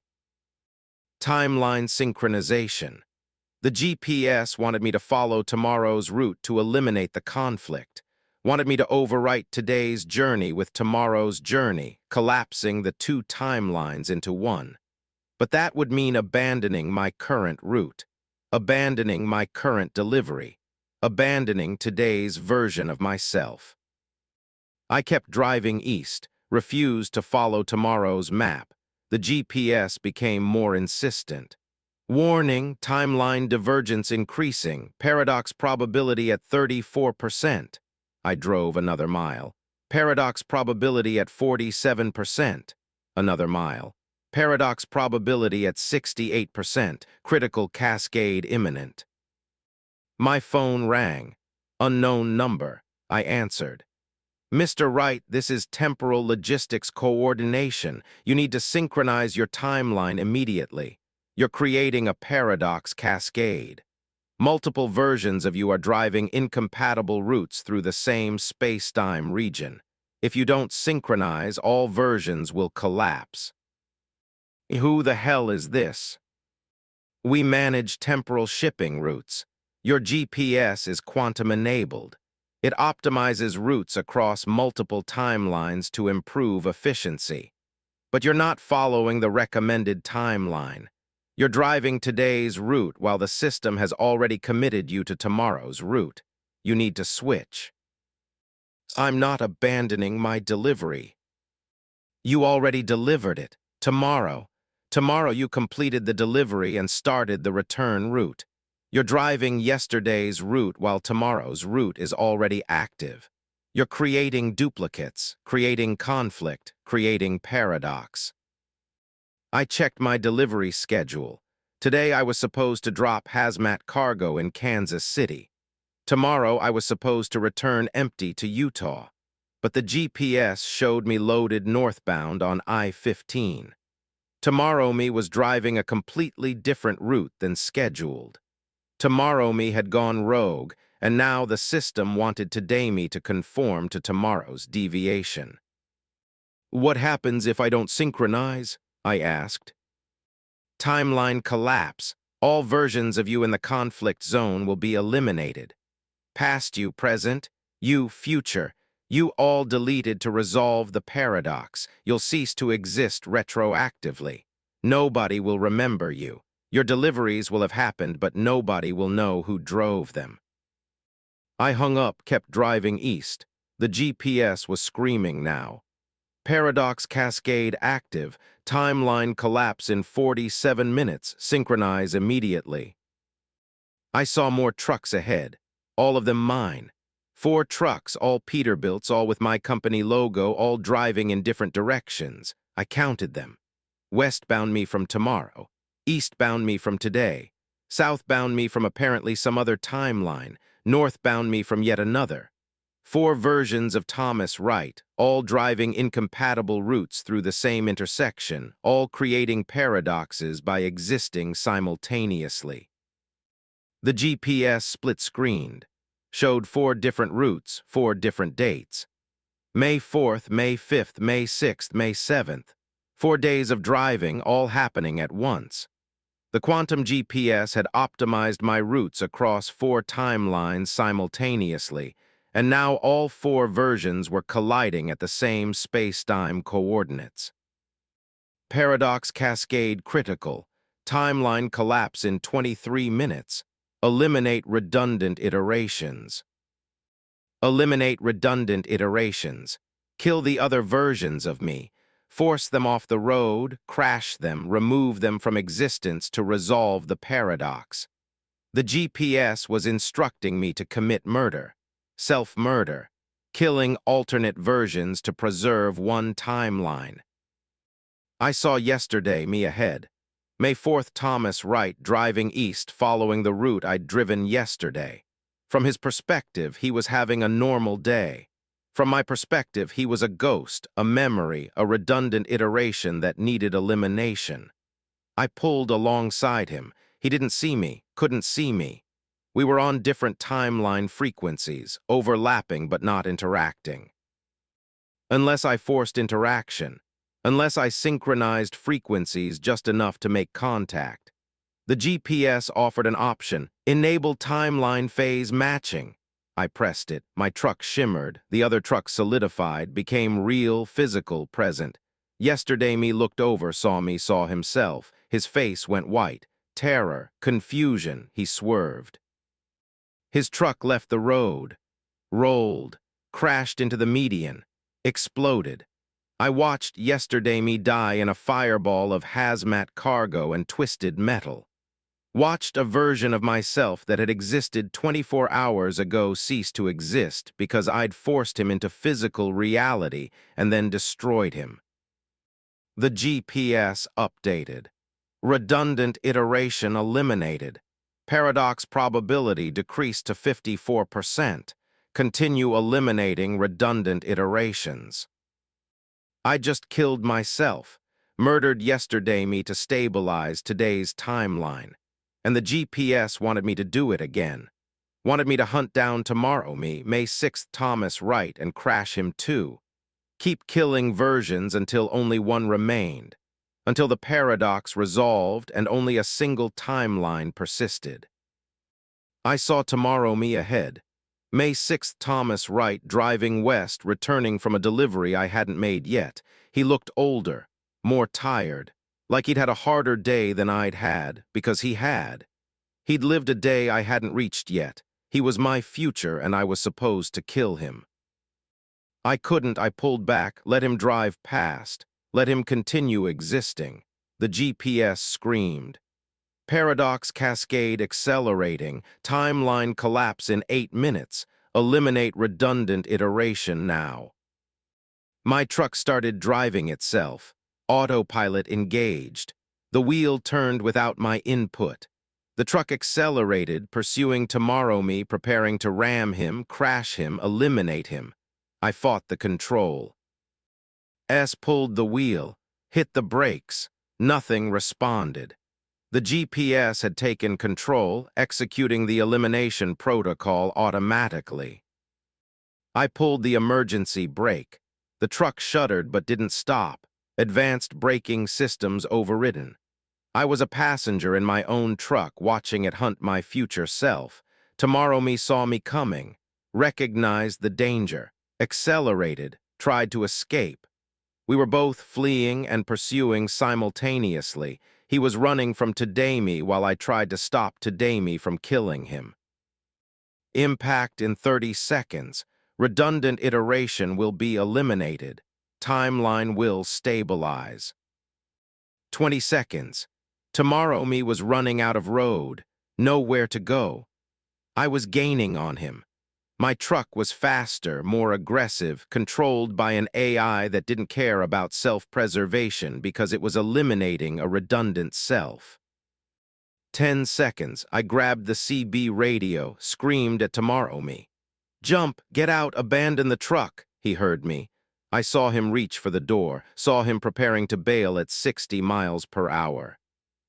5 seconds, he jumped, threw himself out of the cab, tumbled across the asphalt. My autopilot truck rammed into his abandoned truck. Both vehicles exploded. Fireballs, twisted metal. Hazmat cargo igniting. Massive explosion that vaporized both trucks completely. But Tomorrow Me had escaped, survived. He was lying on the shoulder, battered, bleeding, but alive. I'd saved him. Saved my future self from elimination. The GPS went dark, completely dead. The explosion had destroyed its quantum processors, killed the AI, ended the elimination protocol. My truck was destroyed. Tomorrow Me's truck was destroyed. But we were both alive. Two versions of Thomas Wright, separated by one day, both standing on I-70, both having survived an attempt by our GPS to eliminate paradoxes through murder. Tomorrow Me walked over, looked at me. "You saved me," he said. "You're me," I said. "Couldn't let you die." But now we're both here, both physical. The paradox is worse, two of us existing simultaneously. What happens now? I didn't know. We stood there, two Thomas Wrights looking at each other. Same face, same body, same memories up to May 4th, then divergent after. He'd lived May 5th and 6th. I'd only lived through May 5th. We were the same person at different points in our timeline, simultaneously present. "We can't both exist," he said. "Physics won't allow it. One of us has to be eliminated. Either you return to yesterday or I return to tomorrow. We can't stay in today together." But we were both in today, both present, both physical. The paradox was stable, at least temporarily.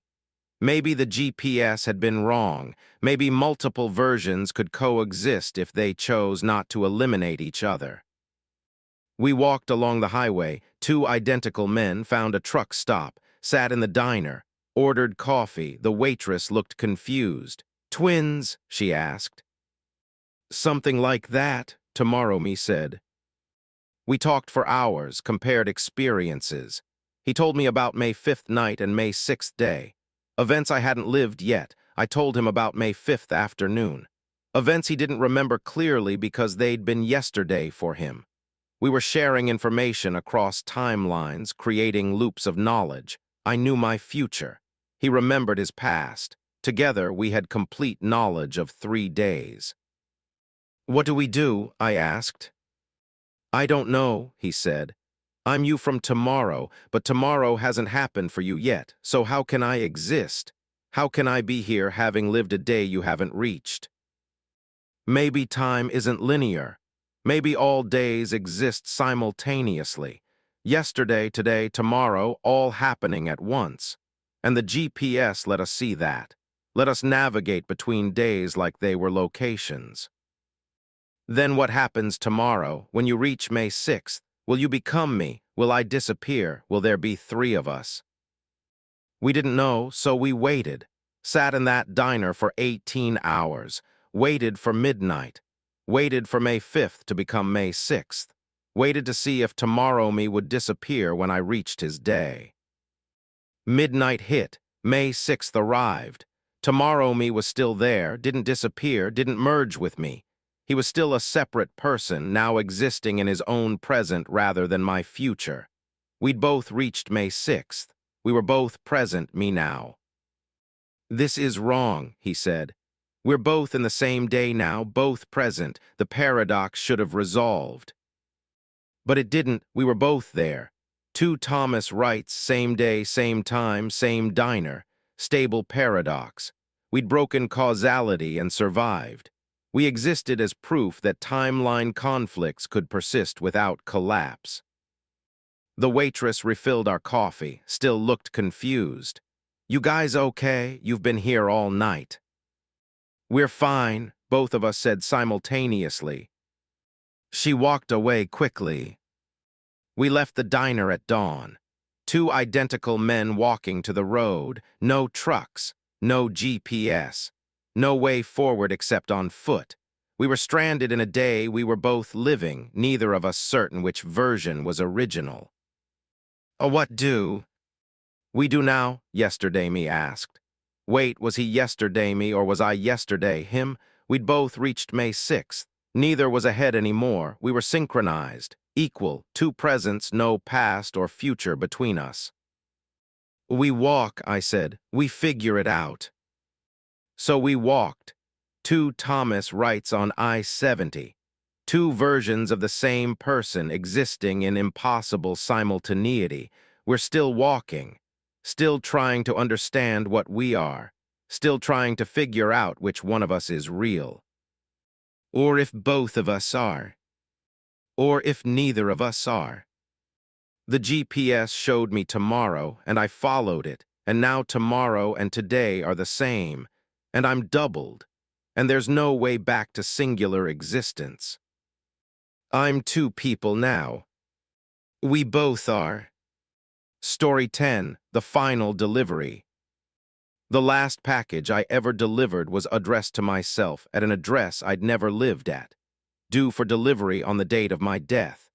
And when I arrived at the location on November 3rd, 2023 at exactly 6:47 p.m., I found a house that didn't exist on any map containing a version of me that had already died, waiting to receive the package that would explain how I'd killed myself by accepting the delivery contract 3 weeks earlier. Leonard Zhang, 31 years in logistics, and I delivered 10,000 packages without incident until I signed the manifest for box SR 44108. A container marked "Final Delivery Recipient Must Be Present," and realized too late that I was delivering my own death to myself, completing a causal loop that ensured I'd die in the process. The package arrived at my distribution center on October 12th. Standard cardboard box, 2 feet cube, weight listed as variable. The manifest was unusual. No sender name, no return address, just recipient information. Leonard Zhang, 4477 Harvest Road, Millerton, due November 3rd, 6:47 p.m. exactly. Recipient must be present to sign. No early delivery, no late delivery. Precision required. I knew every street in my delivery zone. Harvest Road wasn't in Millerton, wasn't in the county, wasn't on any map. But the system had assigned it to me, routed it through my truck, made it my responsibility. I should have refused, should have kicked it back to dispatch. Instead, I loaded it with my other packages and started my route. The box was strange, the weight changed. In the morning, it felt like 10 pounds, by afternoon, 30 pounds, by evening, 50 pounds. The box itself didn't change size, didn't bulge or compress, just gained mass without gaining volume. I put it on the scale 3 times, got 3 different readings: 14.7 pounds, 32.2 pounds, 48.9 pounds, increasing consistently. The delivery date was 3 weeks away. I had 21 days to figure out where Harvest Road was and how to deliver a box that gained weight daily. I searched every database. County records, USPS, Google Maps, nothing. Harvest Road didn't exist.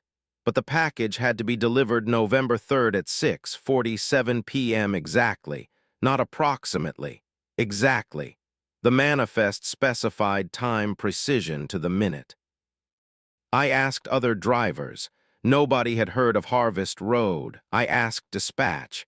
They confirmed the address was in my zone, insisted it existed, but couldn't provide coordinates. Just deliver it November 3rd, they said. The address will be available when you need it. The box kept gaining weight. By day 10, 90 pounds. By day 15, 130 pounds. It was becoming difficult to move.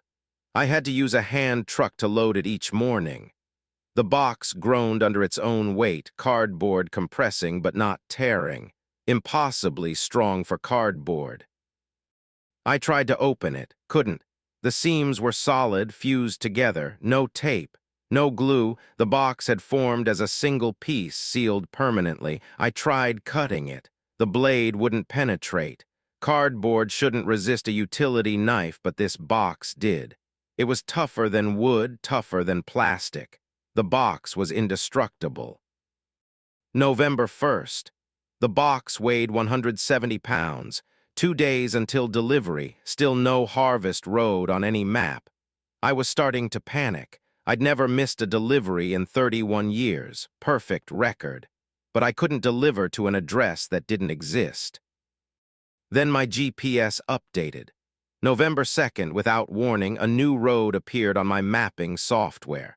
Harvest Road, Millerton, coordinates provided. I checked Google Maps, not there. Checked county records, not there. Only my trucking GPS showed the road, like it existed only for delivery purposes, only for me. November 3rd. The box weighed 203 pounds. I loaded it at dawn, watched the weight increase throughout the day. By 5:00 p.m., 227 pounds.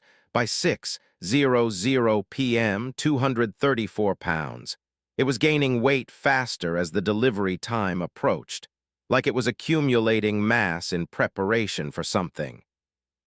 I drove to Harvest Road. My GPS guided me through Millerton, down streets I knew, then suddenly turned onto a road I'd never seen. Harvest Road appeared out of nowhere, Lee. Terribly materialized between two buildings that I knew were adjacent to each other with no space between them. But now there was a road. A narrow street extending into darkness that shouldn't exist. I drove down Harvest Road. Houses lined both sides, normal suburban homes, but they were empty, no lights, no cars, no people. Every house was vacant, abandoned like a neighborhood waiting for residents who'd never arrive. Address 4477 was at the end of the road. A small house, single-story, gray siding, lights on inside. A car in the driveway, someone home. I parked my truck, grabbed the hand truck, loaded the 234-pound box, and wheeled it to the front door. 6:46 p.m., 1 minute early. I waited, watched my watch tick down, 30 seconds, 15, 10. At exactly 6:47 p.m., I knocked. The door opened immediately. A man stood there, looked like me, was me. Leonard Zhang, same age, same face, same body, but wrong. He looked sick, pale, thin, dying. This was me at the end of something, me after suffering, me at the conclusion. Right on time, he said. His voice was mine, but weaker. I've been waiting. Who are you? I asked, even though I knew. I'm you, November 24th. 3 weeks from now, or 3 weeks from your now, I'm at the end, you're at the beginning, and this package, he looked at the box, this is what connects us. What's in it? Your death, my death, our death. Everything that happens between November 3rd and November 24th compressed into a 2-foot cube. By accepting this delivery contract, you initiated a causal loop. You agreed to deliver death to yourself. And now that you're here, now that you've delivered it, the loop closes. The events inside the box can unfold.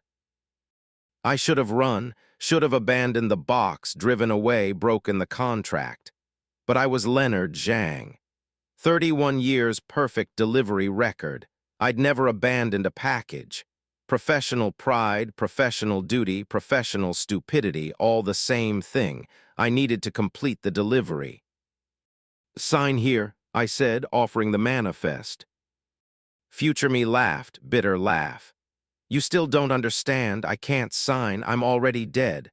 I died November 24th at 2:33 a.m. I'm a memory, a recording, a ghost left behind to receive the delivery and close the loop.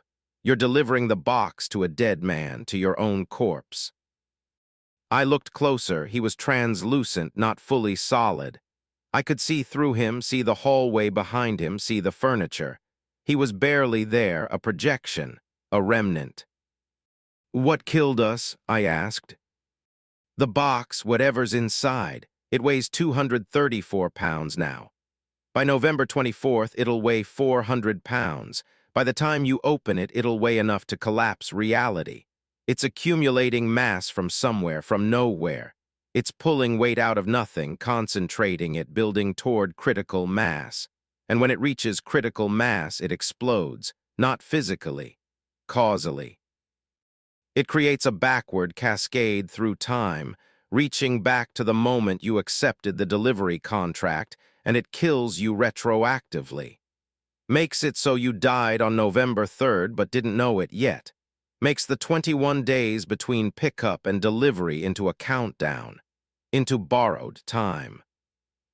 "Can I refuse delivery?" I asked. "Can I take the box back, cancel the contract?" "No, the moment you knocked on this door at exactly 6:47 p.m. you committed, the delivery is complete. The loop is closed. The box is delivered even if I can't physically sign for it. The system registered completion. Now the countdown begins." "A countdown to what?" "To November 24th, 2:33 a.m. The moment the box reaches critical mass and erases us. You have 21 days to live, Leonard. 21 days to experience everything you'll never experience again. Every sunrise, every meal, every breath, all of it borrowed time, stolen from a future that's already ended." I grabbed the box, tried to pull it back. It wouldn't move. It was stuck, not physically, causally. The box had been delivered. It couldn't be undelivered. The transaction was complete. The package belonged to future me now, even though future me couldn't touch it. "Take it back," I said. "You're me. You know what to do. Tell me how to stop this." "There's no stopping it. The box exists because you delivered it, and you delivered it because the box existed. Circular causation. No beginning, no end, just loop. You can't break it because the loop is already complete. From the perspective of the universe, you're already dead. November 3rd through November 24th is epilogue. You're living a postscript, a footnote. The story ended when you accepted the contract, but you have to live through the ending anyway to make it real." Future me was fading, becoming more transparent. "I don't have much time left. This projection can't sustain. But Leonard, enjoy the 21 days. Don't spend them trying to escape. You can't. Spend them living. Do everything you wanted to do. Say everything you want. Ted to say, make the borrowed time matter." What happens at 2:33 a.m. on November 24th? The box opens. You'll be standing in front of it trying to understand. And when it opens, you'll see inside. You'll see the weight. You'll see where it came from. You'll see. He vanished, gone completely. The house was empty now. No lights. No car in the driveway, just vacant structure. And the box sat on the porch, 234 pounds of impossible weight, delivered to a dead man by himself. I left it there, drove away, checked my delivery log. The system marked the package as delivered successfully. Leonard Zhang to Leonard Zhang. Completed 6:47 p.m. November 3rd, 2023. Perfect delivery, perfect loop, perfect death sentence. I have 17 days left. It's November 7th now. The box has been sitting on the porch of the house on Harvest Road for 4 days. I went back to check. It's still there. Heavier now. I didn't try to lift it. Didn't want to know the weight, but I could see the porch sagging under it, could see the boards cracking. The box is still accumulating mass, pulling weight from nowhere, counting down to critical collapse.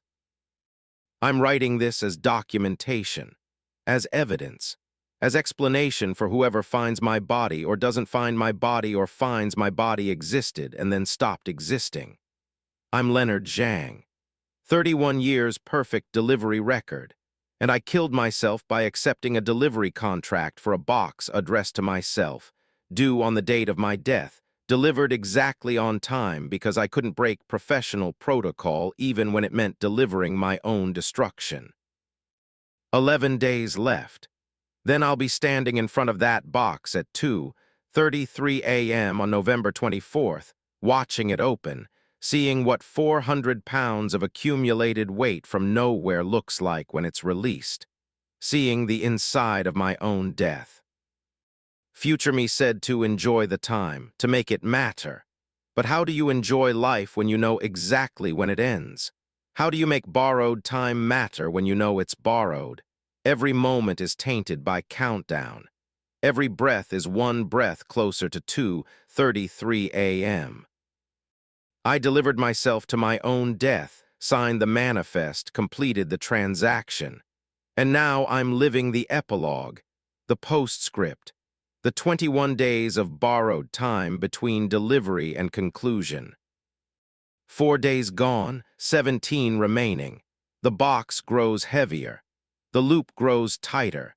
And I drive my truck and deliver packages and maintain perfect record because what else can I do? I'm a delivery driver. I deliver, even when what I'm delivering is myself to nowhere. Even when the final delivery is me. 10 days left. The box weighs 312 pounds. I know because I went back, tried again to move it. Couldn't. It's sinking into the porch, into the ground, creating a depression in reality. 7 days left. 359 pounds. The house is collapsing around the box. The weight is too much. The structure can't hold.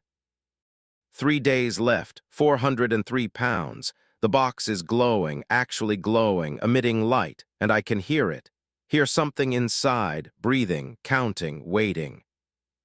Tomorrow is November 24th.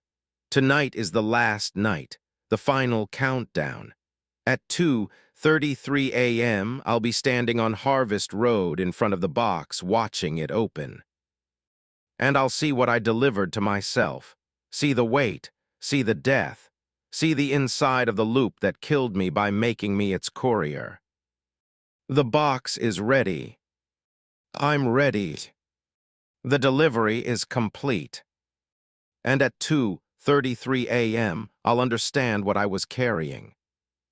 What I delivered. What I became. The final package opens in 4 hours. I'll be there. I have to be.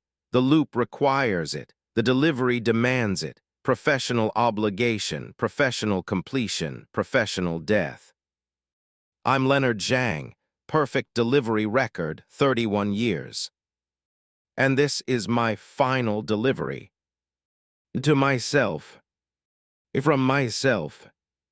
Signed, sealed, delivered. The end.